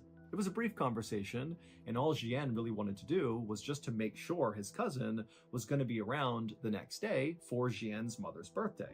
And the cousin said he would, and so Jian told him, okay, I'm going hiking today, and I will see you tomorrow. And then he hung up. And then, only a couple minutes later, Jian disappeared into the beautiful forests of Mount Miaofeng.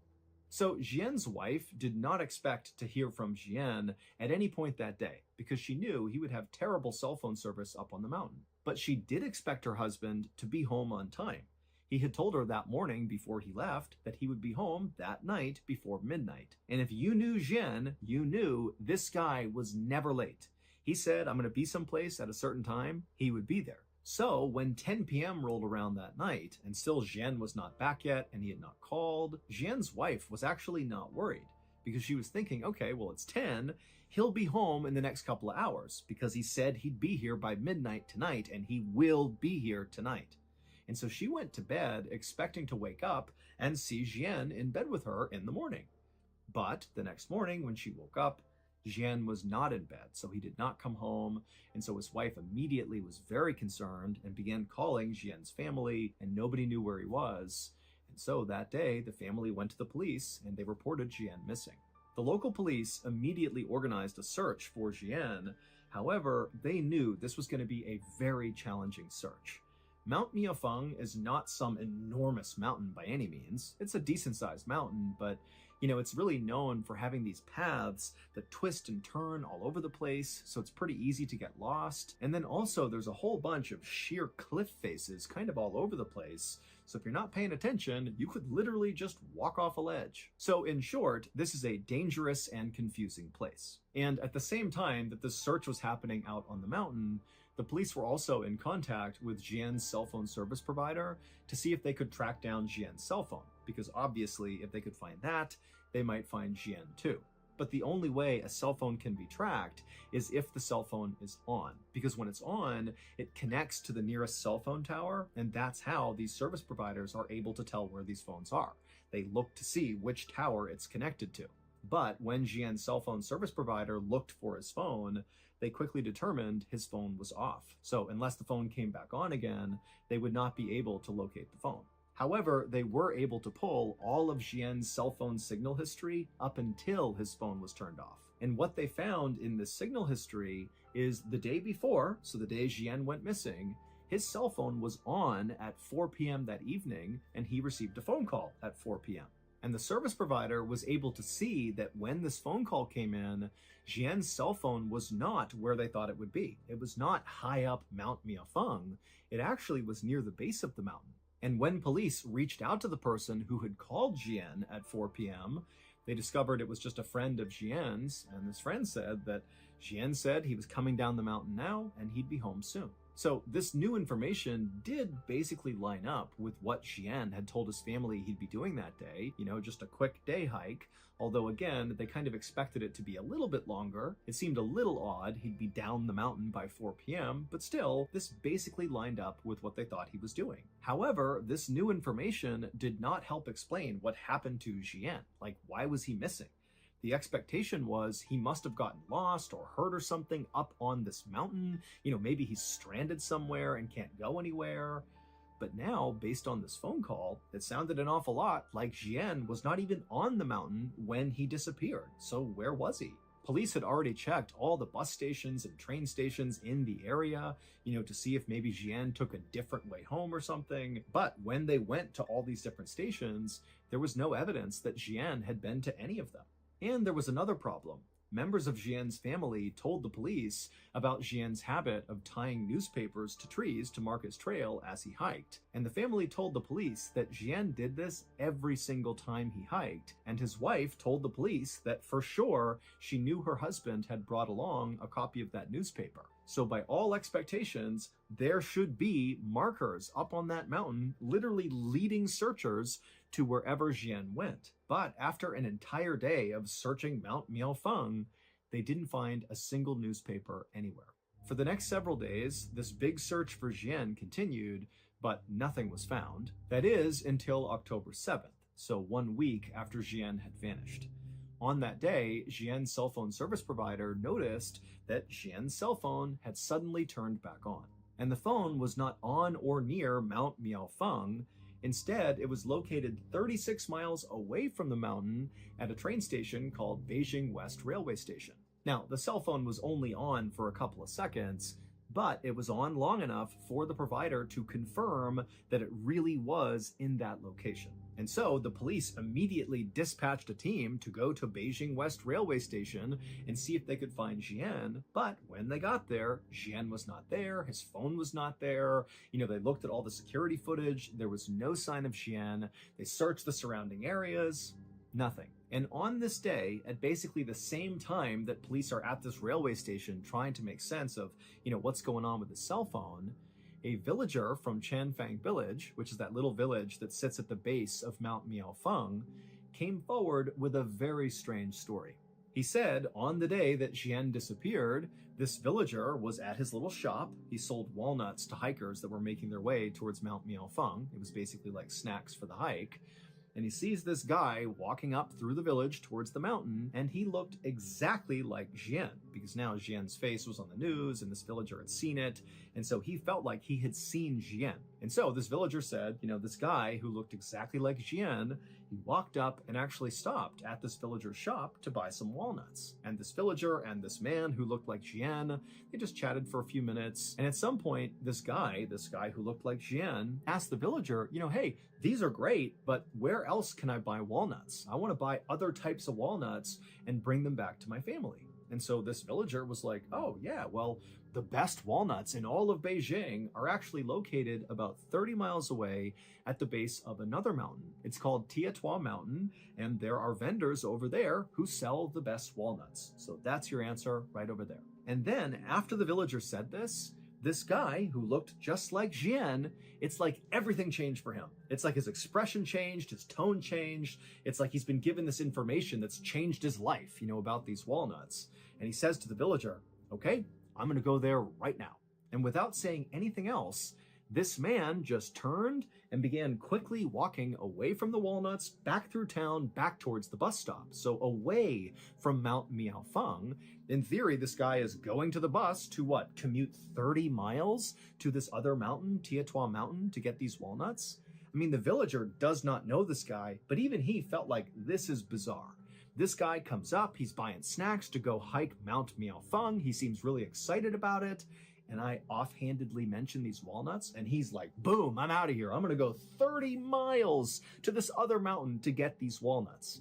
It just seemed weird. And then when police spoke to Jian's family about this new information, they would learn that Jian did not have a special interest in walnuts, and neither did his family. And even if there was a reason why Jian just really wanted these walnuts, he would not have had time in that day to take the bus 30 miles to Tiatua Mountain, get these walnuts, go 30 miles back, and hike up Mount Miaofeng, because he can't stay the night. He needs to come back tonight in order to go to his mother's birthday party the next day. So it just made no sense. But this walnut thing was basically the only lead police really had, because everything else was a dead end. And so they decided to shift their search area from Mount Miaofeng to Tiatua Mountain. And pretty much right away, they saw something that gave them hope that Jian could be here. They found pages from the Beijing Youth Daily newspaper tied to trees on the mountain. And when they looked more closely at the newspapers, they found the publication date of this newspaper lined up with the copy that Jian would have had with him on the day he vanished. And so, of course, the searchers just began following this trail of newspapers, hoping Jian would be at the other end. For 2 days, searchers very diligently followed this trail up the mountain. It kind of wound around, and they went pretty slowly because as they're moving, they're constantly checking everything around. They don't want to miss any clues. But finally, after 2 days of following this trail, they eventually found something. The newspapers led them to a campsite.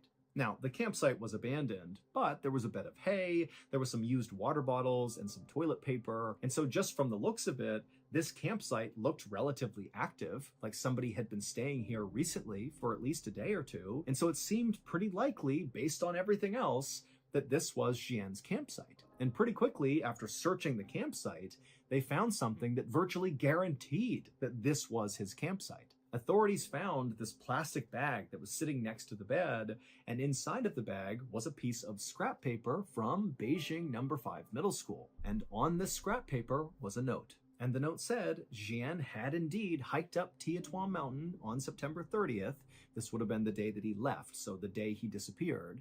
And then on his way down, he said he got lost and was forced to spend the night out here. And so that explained the campsite. And then on October 1st, so that would have been the day after he spent the night out here, he said he was going to attempt to follow the ridge line down the mountain to a nearby village to safety. And this note ended with the phrase, "Leaving this note here just in case. Love to everyone who passes by." Now, at first glance, this note was like amazing news, because suddenly it seemed totally possible that Jian was just fine. I mean, the way the note was written, it sounded like he was at least healthy and safe, albeit I'm sure he was not happy to be stuck up on a mountain, but, he loved being in nature, and so he seemed okay. And then he had a reasonable plan for how he was going to get out of there, follow the ridgeline, go down to a village, go to safety. But as the police analyzed this note, they noticed that some things were off about it. First of all, this note basically directly contradicts other facts of this case. Remember, cell phone records prove Jian got a phone call at 4 p.m. on the day he went missing from his friend, and his friend would report that Jian told him that he was coming down Mount Miaofeng and he'd be home soon. But according to the note they found, that was not possible, because the note said Jian at 4 p.m. on September 30th, the day he went missing, he would have been on Tiatua Mountain, either hiking up or being in the process of getting lost and, ultimately making that campsite where he camped out for at least one night. And so in addition to this factual discrepancy with this note, another issue with the note was just the way it was written. Now, Jian's wife had a chance to look at the note, and she would say, "That is my husband's handwriting." But the note contained a bunch of very strange language choices that just didn't make sense for Jian to be using. For example, this note, which really should have been a first-person point of view, Jian has gotten lost, he's by himself, he's writing to the world, kind of letting somebody know what's going on with him, and so it really should have been written in the first person. "My name is Jian, I am lost, here's what I'm doing." But the note was written in the third person. Jian got lost on the mountain, and so he is going to camp out for the night, and tomorrow he's going to make his way out to safety. But despite being written in the third person, it did sound like somebody was talking about themselves. It did not feel like somebody else was attempting to document what Jian was doing. But by far, the weirdest part of this note was the tone shift that happened about halfway through. So the first half of this letter was written, albeit in the third person, but it was grammatically correct and sort of formal, like you would expect from a very well-educated retired teacher. But once you get to that second half of the note, the grammar started being really awkward, and then the very final line, which says, love to everyone who passes by, that actually sounds totally awkward in Chinese. So love to everyone who passes by is the translation into English, and that basically makes sense to us. Like, that's not an awkward phrase. But if you put it back in Chinese, it's so awkward. It would be like if I tried to say to you, I take the bus to work, but instead I said, to work, take bus, right? Like, I wouldn't say it that way, and it would immediately seem very awkward for anybody who knows me if I wrote or said something like that. And so this last line stood out so much that actually police and friends and family of Jian assumed he must have left that in there as like a secret message or a code, like a distress signal, especially when you consider the other weird factors around this note. But nobody could figure out what it meant. The day after this note was discovered, a searcher was up in the vicinity of Jian's campsite on Tiatua Mountain, and they were walking around, kind of retracing their footsteps, looking for new places to search. When they turned a corner, and up ahead, they noticed there was this tree kind of hanging out over this rocky cliff, and dangling from the tree was something gray that looked sort of out of place. And so the searcher, sensing this could be a clue of Jian's whereabouts, he yelled out for other searchers in the area that he had found something, and then he took off running towards this thing to see what it was. And when he got up to the tree, he looked up and he saw it was a pair of sweatpants that had clearly been intentionally tied to this branch in the tree. And so the searcher, he reached up and grabbed one of the pant legs and kind of tugged on it. And when he did, all these white things began falling out of the pants and landing on the ground. And when the searcher stopped and looked down to see what they were, he couldn't believe it. It was a whole pile of human bones. However, they were not Jian's. In fact, nobody ever figured out who these bones belonged to or why they were stuffed inside of pants and tied to a tree on this mountain. But the discovery of these bones would open up a whole new mystery, because after these bones were found, all the searchers came over and basically just began combing the area near these bones, and the police began uncovering body after body after body.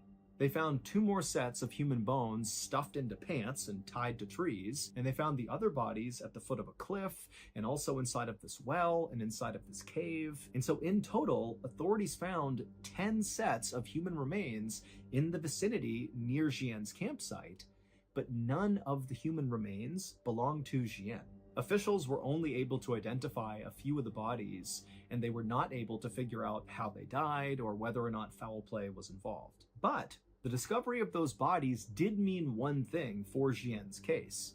It meant, all these people had previously gone up Tiatua Mountain before Jian went up and vanished. And when these other people went up the mountain, clearly something horrible happened to them, and we don't know what it is. Is there a killer on the loose? Is there some animal or creature out there that's taken people out? I mean, we don't know. But what started to happen since Xian went missing and his story was all over the news in China is that all these other hikers who've been on Tiatua Mountain before have begun sharing their experiences when they hiked up Tiatua Mountain, and some of their stories about what they've seen on that mountain are horrifying.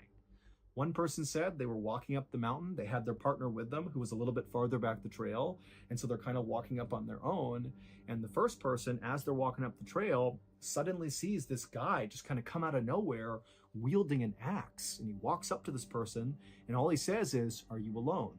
And the hiker's like, "No, my partner's back there, they're coming up here, what's going on?" But the axe man, he basically acted like he didn't even hear their answer, and he just asked it again, "Are you alone?" And the hiker was like, "No, my partner's back there." And the Axeman again just said, "Are you alone? Are you alone? Are you alone?" And this axe person kept doing that until the hiker and their partner just turned and ran. And then another hiker shared a story about how they were walking up a trail on Tiatua Mountain, and at some point they lifted their head up, and he saw a little ways up the trail, kind of off the trail, so in the tree line, were all these people, like this group of strangers, just standing there motionless, kind of half behind trees, like they were kind of trying to hide themselves, but also not. And they were just staring at this hiker, unmoving, not speaking, just staring. And so the hiker, they look up and they see this, and they were so unnerved so quickly that they just turned and left, and they have no idea who those people were. And so obviously we have no way of verifying these other hikers' stories about what they saw on Tiatua Mountain, But when you combine their testimony with Jian's story, it really makes you wonder, what's going on up there? The official search for Jian was called off at the end of October, so roughly 1 month after he vanished. But unofficially, the search for Jian continues to this day. However, they still have not found his body, and basically no real progress has been made.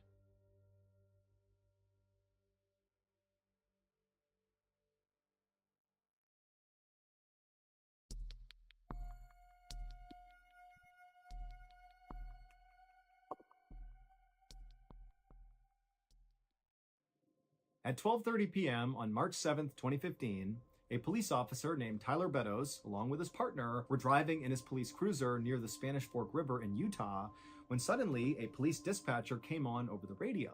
And this dispatcher was speaking very urgently and said, "Hey, a fisherman has just called in to say that he spotted what looks like an upturned SUV partially submerged in the Spanish Fork River right underneath the bridge. And whoever is closest to this bridge, get over there and see if there's anybody inside the vehicle that can be saved." And so Officer Beddoes and his partner, they knew they were very near this bridge. And so immediately they banged a U-turn, they drove to the bridge, but from the road, they looked down and couldn't see any SUV. But they saw there were some firefighters and paramedics that were also converging at the spot on the road, and everybody's getting out and running down to the riverbank. And so Beddoes and his partner did the same thing. They got out and they ran down. And then finally, when they got to the riverbank and they saw underneath this bridge, sure enough, there was this red SUV, upturned, partially submerged, and he noticed right away that none of the doors had been opened in this SUV, and so it meant whoever was driving this vehicle when it flipped over very likely was still inside. And so Officer Beddoes and his partner and the other first responders just jumped into this icy cold river and began making their way closer and closer to this upturned SUV, which again, it's not fully submerged. It's like a third of the way underwater. So if you were sitting in the seat inside of this vehicle and you were an adult, your head would basically be in the water if you were still strapped into the seat. And as they're making their way towards this SUV, when they got close enough, they began hearing a woman inside of the vehicle screaming, "Hey, we're in here, come over here, help!" But when Officer Beddoes and the rest of the first responders actually reached the SUV, the water was so murky and it basically completely covered up the windows that they weren't really able to look into the vehicle. They could just hear this woman yelling, but that was it. And then when they tried to open up the doors, they couldn't do it because the roof had begun to cave in, and so the actual framing of the door wouldn't open. And so all these first responders, it's like their adrenaline's pumping and they're like, "Come on, we got to push this thing up onto its side so we can get in." And so all these first responders are pushing and pushing, and slowly but surely they began to raise the side of this vehicle up until the windows suddenly were clear, and Officer Beddoes and the others were able to look into the car, and they saw there was a woman in the driver's seat and there was a baby in a car seat dangling upside down in the back seat, still strapped in. And so Beddoes began screaming, "There's a baby in here, there's a baby in here." And suddenly it was like everybody got extra strength and they pushed this vehicle all the way up onto its side. And then one of the firefighters climbed up onto the side of the car, which now was the highest point of the car. And he reached in and he clipped these straps holding the baby who had been upside down, dangling there, cut the straps and pulled the baby out and handed the baby over to Officer Beddoes. And then the firefighter began doing the same thing to get the woman out. But Officer Beddoes at this point, he just took this baby, he turned away, he figured the first responders will handle this woman and he's gonna take this baby to safety because he couldn't even tell if the baby was alive or not. And so he's cradling this baby, he's rushing back through the water, back to the riverbank, and then he hands the baby over to the paramedics, and right as he does, he sees this little baby begins to move its arms and flicker its eyes, and he wanted to weep out of relief that this child was okay. They put the baby onto a stretcher, they put the baby in the ambulance, and they whisked the baby away to the hospital where this baby would survive. But after the baby had been taken away, Officer Beddoes turned his attention back to the SUV and back to the woman to see how she was doing. But he could tell right away from the way people were acting, all the other first responders that were still dealing with the crisis in the water, the way they were acting indicated that something is off here. Well, it would turn out 14 hours earlier, so at around 10 p.m. the previous night, a 28-year-old woman named Jennifer Gorsbeck had just left her father's house in Salem, Utah, and in her car was her little 18-month-old baby, Lily, who was in the back seat. And after Jennifer pulled away from her father's house and her father's on the porch waving to her, she began driving towards her home. But something happened around 10:30 p.m. that night We don't know what, but something caused Jennifer to careen off the road on that bridge and flip over and land in the water. Maybe she fell asleep at the wheel or an animal jumped out, we don't know, but we know at 10:30 she careens off the bridge and she lands in that river. And then for 14 hours, she and her baby remained upside down in that river. Until finally, Officer Beddoes and the other first responders came rushing over to open it up and get them out of there. And if you recall, all the first responders, Officer Beddoes included, heard Jennifer screaming that they were in the car, come save us, please. But what they would find out is that could not have been Jennifer, because Jennifer was killed on impact when the car fell into the water. Only Lily survived the crash, and then Lily, who's nearly hypothermic and she's upside down with water like 2 inches away from her head, for 14 hours she dangled there, and when she was pulled out, according to doctors, was like a couple of minutes before she would have died from hypothermia. And so without that voice, Lily almost certainly would have died, because it was the sound of that voice that really encouraged all these first responders to find the strength and get that car up on its side and then get the baby out of there. We don't know whose voice that belonged to, but for sure, it saved Lily's life. And again, baby Lily would make a full recovery, and to this day, Officer Beddoes and the other first responders, they know what they heard, and they do not have an explanation for it.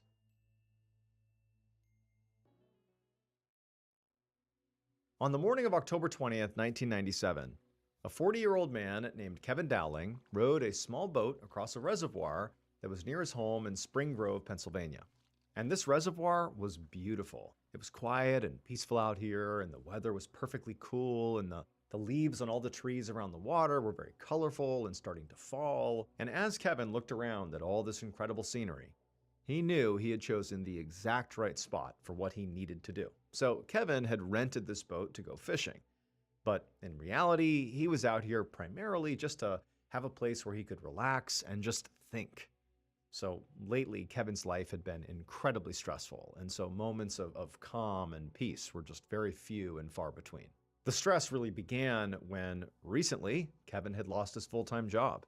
He had been an operations manager at a convenience store, and he had been fired after making just one mistake. And now he had to work the night shift at a Staples store just to support his family, and they were barely getting by. And Kevin, believe it or not, was generally speaking a very overachieving person.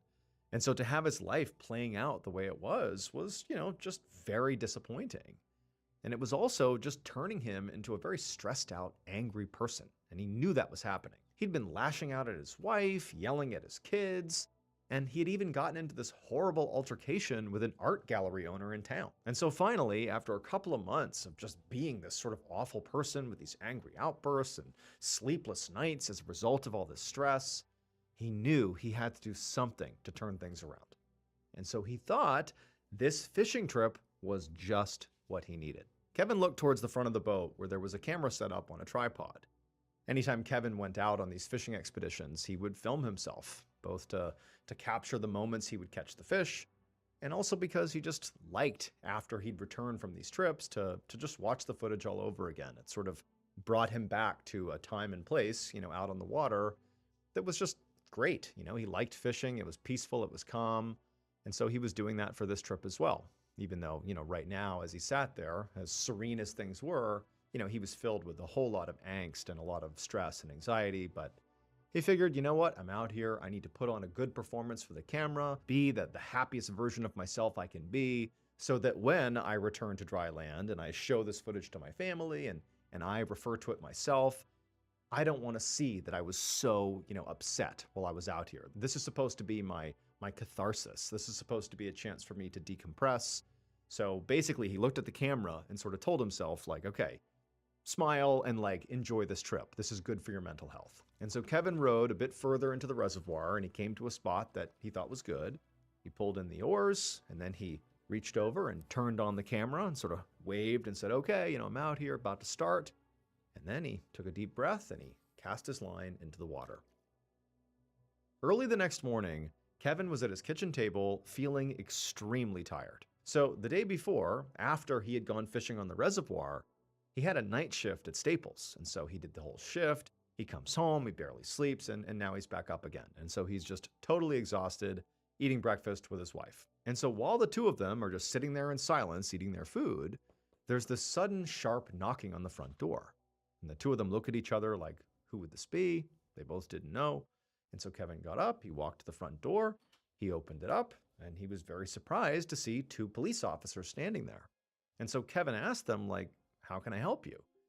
And they told him they were here because of a fight that Kevin had gotten into with that art gallery owner a few months ago. They said that the entire situation had now escalated and the police needed to get a statement. Now, Kevin did not try to deny that he had gotten into a fight with this person.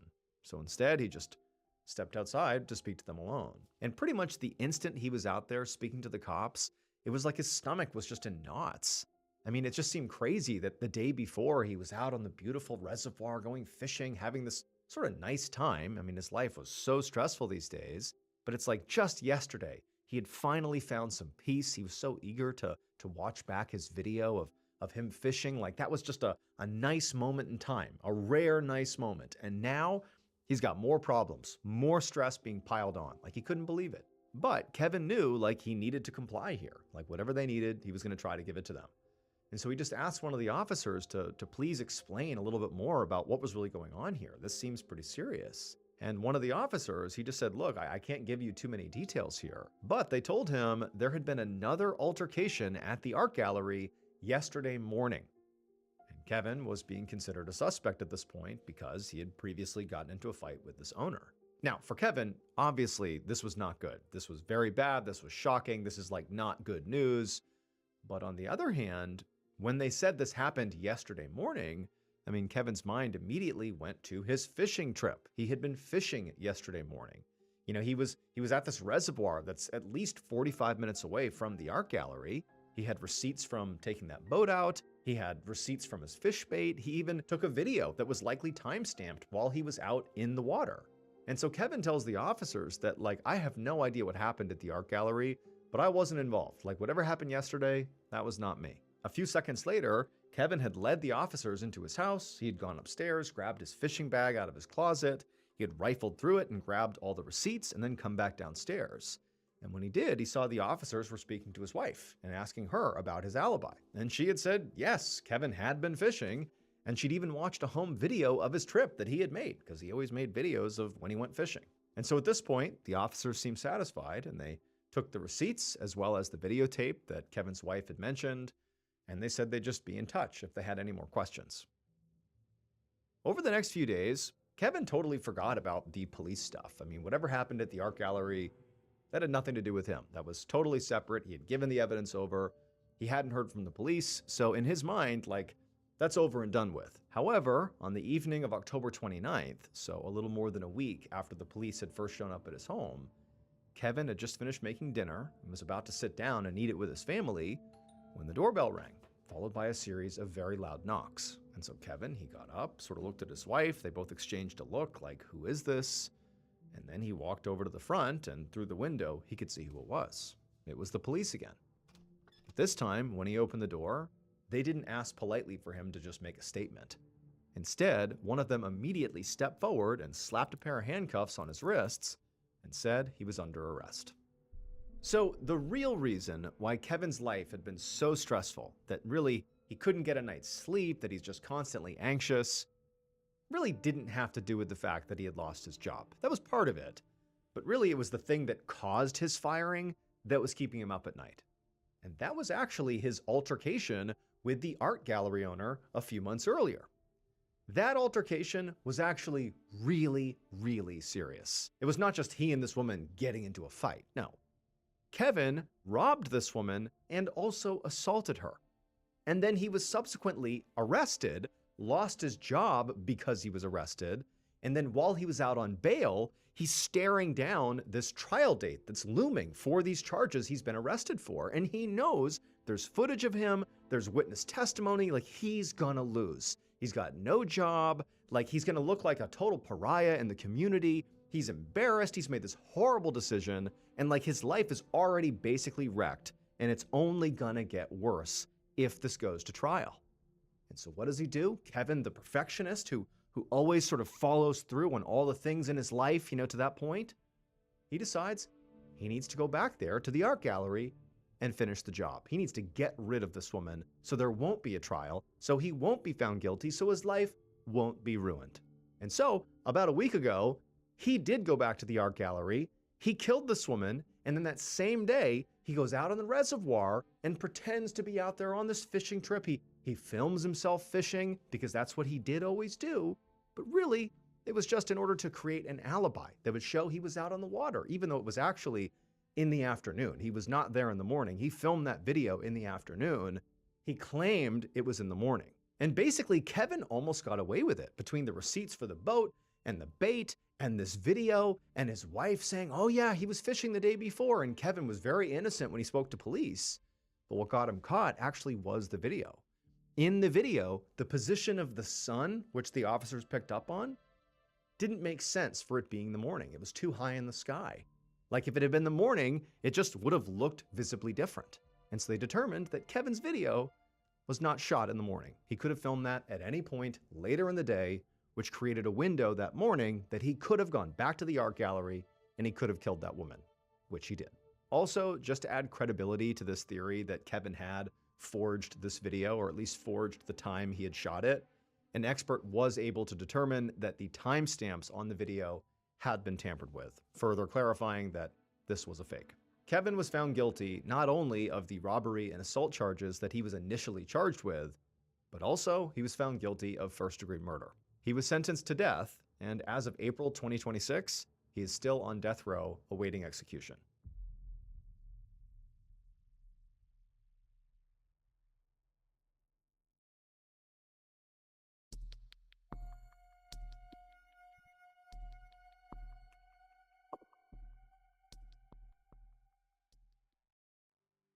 Just before 6 p.m. on Sunday, July 12, 1942, a man named Robert stumbled into a bar called the Green Parrot in Harlem, New York.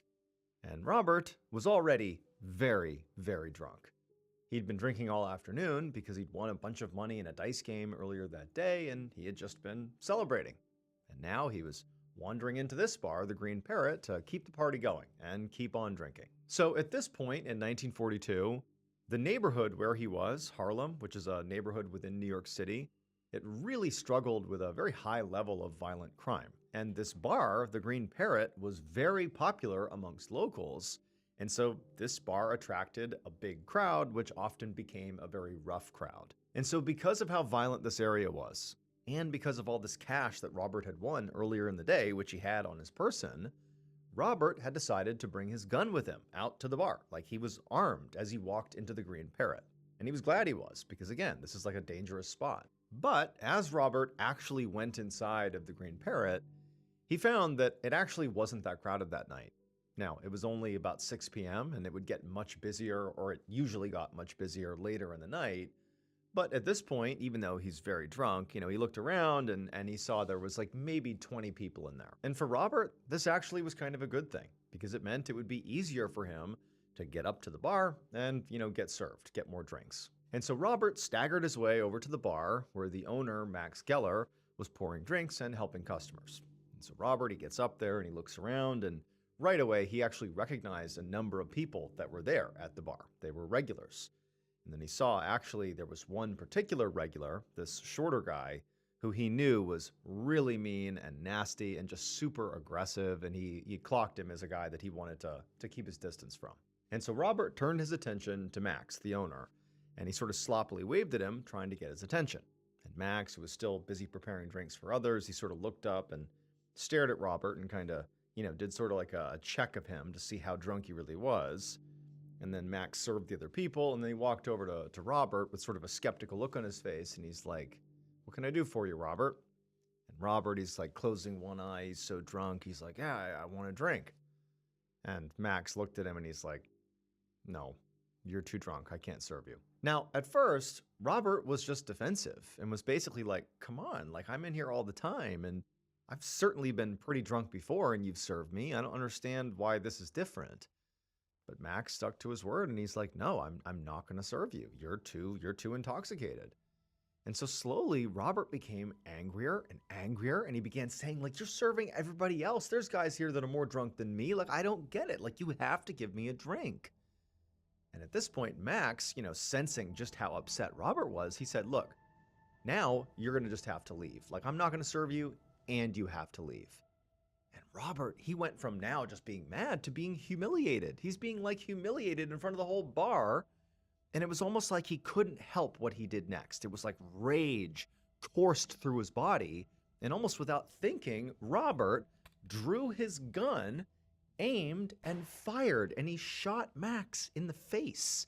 Now, instantly, as soon as this shot rang out, the bar is just thrust into absolute chaos. People are screaming. Like 90% of the people in there had no idea this was even happening, let alone that people are shooting each other. It was just chaos. People are screaming, they're running around. And Robert, it was like he couldn't even believe what he had just done. And he just immediately pocketed and hid his weapon and sort of just backed away from the scene. Because again, people aren't even sure who got shot. People are looking around. He sort of began to blend into the crowd. And then as soon as he could, he just turned and ran out of the bar. About a half an hour later, around 6:30 p.m., an investigator with the New York City District Attorney's Office named Louis Panuco hurried down the sidewalk toward the Green Parrot, which at this point was swarming with police officers. Panuco, who had just been called to the scene, really only knew that there had been a shooting at this bar and that the victim had apparently been shot in the face but was alive, and he was on his way to the hospital. Outside the bar, Panuco could see a bunch of these police officers already interviewing a whole crowd of people, who Panuco assumed were witnesses of the shooting. And there were a lot of them. So Panuco hoped that at least one of them would have something useful to say. And so Panuco just let these officers handle this initial questioning of this group. If he needed to, he would speak to people later, but for now, he just headed inside the bar to see what was going on. And as soon as he stepped inside, another officer came up to Panuco to just give him a quick briefing. He said the bar's owner, Max Geller, was the one who had been shot, and he had been shot in the mouth, and that he was alive, but when he was taken off to the hospital, he was unconscious, so nobody could ask him what happened. Then this officer told Panuco that there had been a bunch of customers in the bar during the shooting, and that was the crowd outside. Those were the people that the officers were getting statements from. However, this officer told Panuco that so far, almost none of the people they were speaking with were cooperating. Pretty much everybody was just saying, oh, I don't know what happened, or I didn't see who shot who. It was like they didn't want to tell the police what they actually knew. The only witness so far who had said anything of substance was this very short, very loud regular who even now, a half an hour after the shooting, was acting extremely agitated and just sort of like loud and very aggressive. It was the same regular that Robert, when he had first walked in, had noticed and thought, boy, I don't want to be around that person. This regular was just screaming that this whole thing was a robbery. That was like all he kept saying. It was a robbery. It was a robbery. But I mean, in the eyes of the officers who were around this regular, this short, angry guy, it just sort of seemed like he was traumatized by what he saw. And so he was just repeating the word robber over and over and over again, in part likely because he was drunk, in part maybe because he was traumatized, and it was like a weird response he was having. So it was just sort of heavily discounted what he was saying. They're like, okay, maybe it was a robbery, but maybe you're just kind of out of it. But the officer told Panuco that, they searched the bar, at least they did a cursory search of the bar, and it didn't seem like anything had been taken.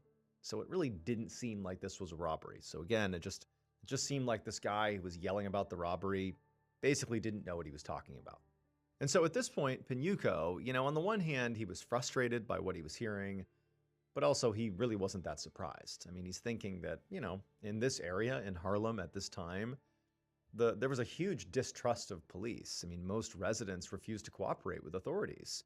And so it was very likely that some of these people who were out here, not just the guy yelling about a robbery, but the other witnesses, it was very likely that at least one of them knew something. I mean, there wasn't that many of them in the bar at the time of the shooting, but it was just unclear if he would ever get any of that information. But Panuco knew he would obviously still have to try to get some information from these people. So after getting this brief from this officer, and after sort of walking around the inside of the bar for a second, Panuco headed back outside to try to talk to some of the witnesses himself. But pretty much immediately when he began speaking to these people, he saw that there definitely was like a front being put up. He just had this sinking feeling that this investigation was pretty much dead before it was even going to get started.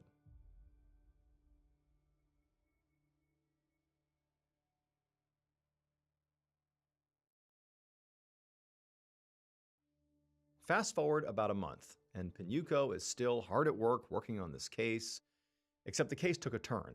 Because the victim, Max, he fell into a coma right after the shooting, and for weeks he had been in a coma, and authorities, Pinuco included, were hopeful he would wake up and he'd be able to give them additional information about what happened, give them anything, because no one by this point had given them any new information. They had basically no evidence, they had nothing. But unfortunately, Max, without regaining consciousness, just died. And so now this was not just a shooting investigation that Pinuco was in charge of. He was in charge of a homicide investigation. A homicide investigation with basically no leads. Because again, it's like none of the witnesses had given them anything. All they knew is Max got shot and now he's dead.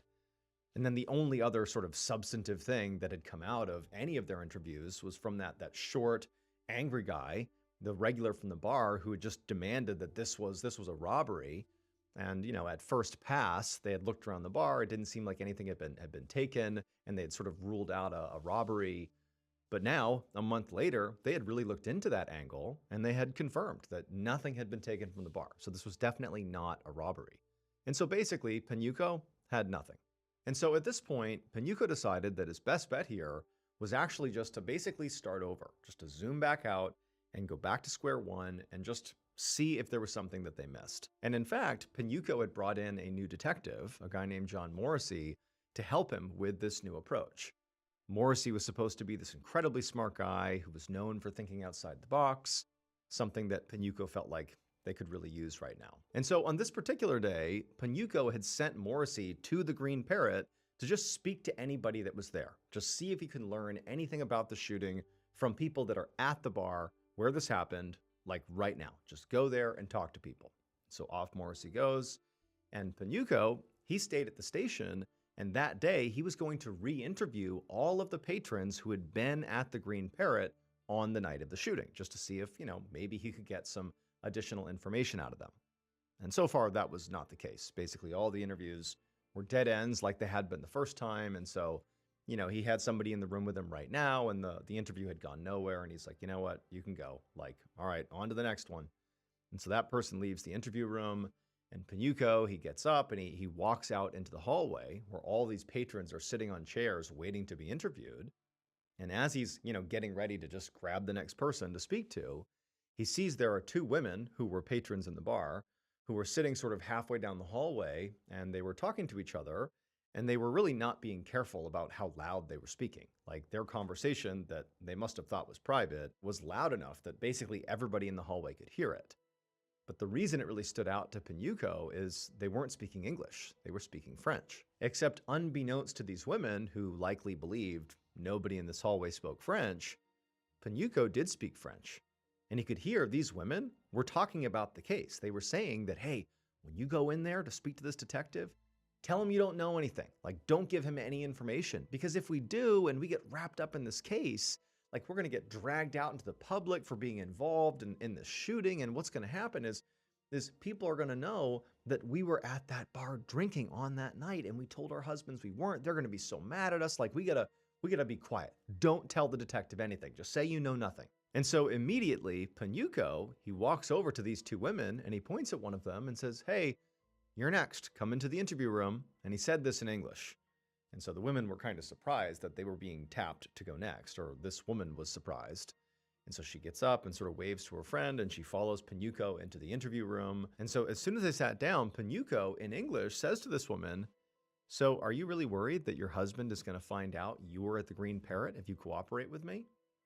And the woman was clearly very surprised by this question, but she just sort of feigned like maybe she didn't fully understand because, she'd been speaking French out there. She doesn't know if Pinuco knows that she does or doesn't speak English.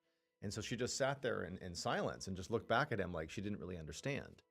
And Pinuco just stared back at her and then, in perfect French, asked the same question. Like, are you worried, again in French, that your husband is going to find out you were at the Green Parrot if you cooperate?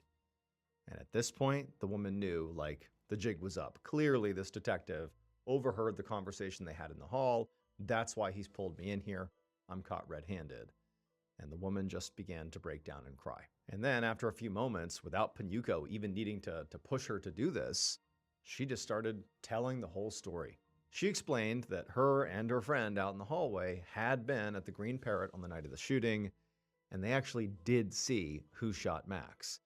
She said it was this guy who was wearing a black and white checkered suit. He had gone up to the bar, and then some sort of altercation happened, and he pulled out a gun and he shot Max, and then he quickly ran out of the bar. Now, she told Panuco that she didn't know this guy's name, but she definitely recognized him. She said that, she had been to the Green Parrot before the night of the shooting, and she had seen this guy, and she thinks that he's just like a regular at this bar. Like, she would definitely recognize him again if she saw him. And so Panuco at this point, he could barely contain his excitement. This was really like the first meaningful lead in the whole case. You have a suspect who apparently is a regular at the bar where the shooting took place, and he dresses in a really distinct way. He wears, flashy clothing. Like, this is a great lead. And so Panuco, like, he's thrilled. He thanks this woman. He goes out and he grabs the other woman and he brings her in for questioning. And she would echo the same story as the first woman, that yes, they had been there. They had seen this guy. He was a regular, they thought, and he wore these flashy clothes. And so after this, Panuco is like, I got to tell Detective Morrissey. I got to fill him in on what I've just learned. This totally changes the case. And so he ran over to Morrissey's office to see if he was back yet from the Green Parrot. But when he went in there, he saw that he wasn't. And so Panuco, he's like, all right, I'll go back to my office and I'll start making a plan for what we're going to do next until Morrissey gets back, and then I'll brief him up then. And so Panuco, he goes to his office. He starts excitedly making, plans of what they're going to do.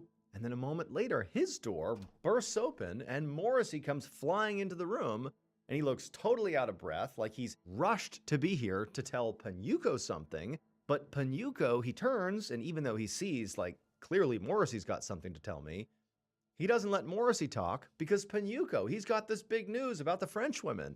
And he just starts telling Morrissey all about this crazy revelation and how he caught them speaking French and they were there. And we have this suspect now. He tells him everything he knows. And so Morrissey, even though he had something big to say himself, he's sitting there listening to Panuco go on. And at the end of it, he's like, man, that is amazing. That's awesome. Great lead. But I'll do you one better. I know the killer's name. It would turn out when police first arrived at the Green Parrot after the shooting, like on day one of this investigation, what they found was basically nothing. They have a victim and they have a bunch of witnesses, but none of the witnesses would cooperate. Like, there was no leads, no information, no real evidence. All they had was basically this one short, loud, angry guy who kept talking about a robbery. But they had sort of looked around the bar and it didn't appear like this was a robbery, and so he had been discounted. And everyone's like, well, he's traumatized. He's sort of like this angry guy who's sort of a mess. We're not going to take him seriously. What he's saying doesn't really add up. So he was kind of discounted. But it would turn out they actually just misunderstood this guy. He wasn't saying robbery, but they didn't know that at the time. They thought he was. They ruled him out. Fast forward a month, and Mr. Think Outside the Box detective, Morrissey, he goes back to the Green Parrot to see what he can learn. And so Morrissey, he's hearing this, and he was told this is what this short guy was saying the first time too. Like, this is not that surprising. But Morrissey, he thought outside the box, and he figured out what this witness actually meant. The key to doing this was really understanding exactly who this witness was and what the witness was actually capable of knowing. Because this witness, this short, angry guy, was actually a literal green parrot that the bar was named after. The parrot was the owner, Max's, pet, and he was always there in the bar. He was a regular, sitting on his perch. And the bird was a huge tourist draw because he was kind of really aggressive and could be sort of mean, and people thought it was pretty funny.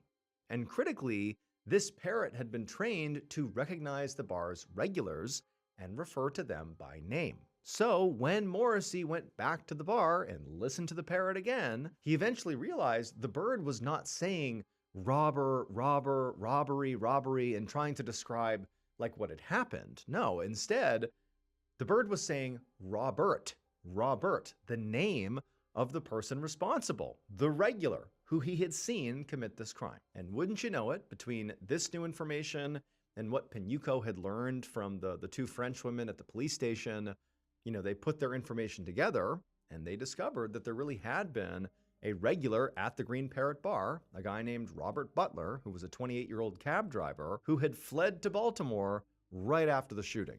The detectives were able to track Robert down and confront him about the murder, and when they explained how they'd figured it all out, Robert just had one thing to say: "I never did like that bird." Robert Butler was convicted of manslaughter and sentenced to 15 years in prison. The Green Parrot Bar eventually closed, and as for the actual Green Parrot, nobody knows what happened to him.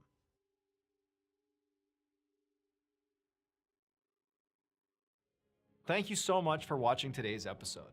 Let me know what you thought of it in the comments below. And remember, we have a whole playlist of Places You Can't Go episodes ready for you to binge right now.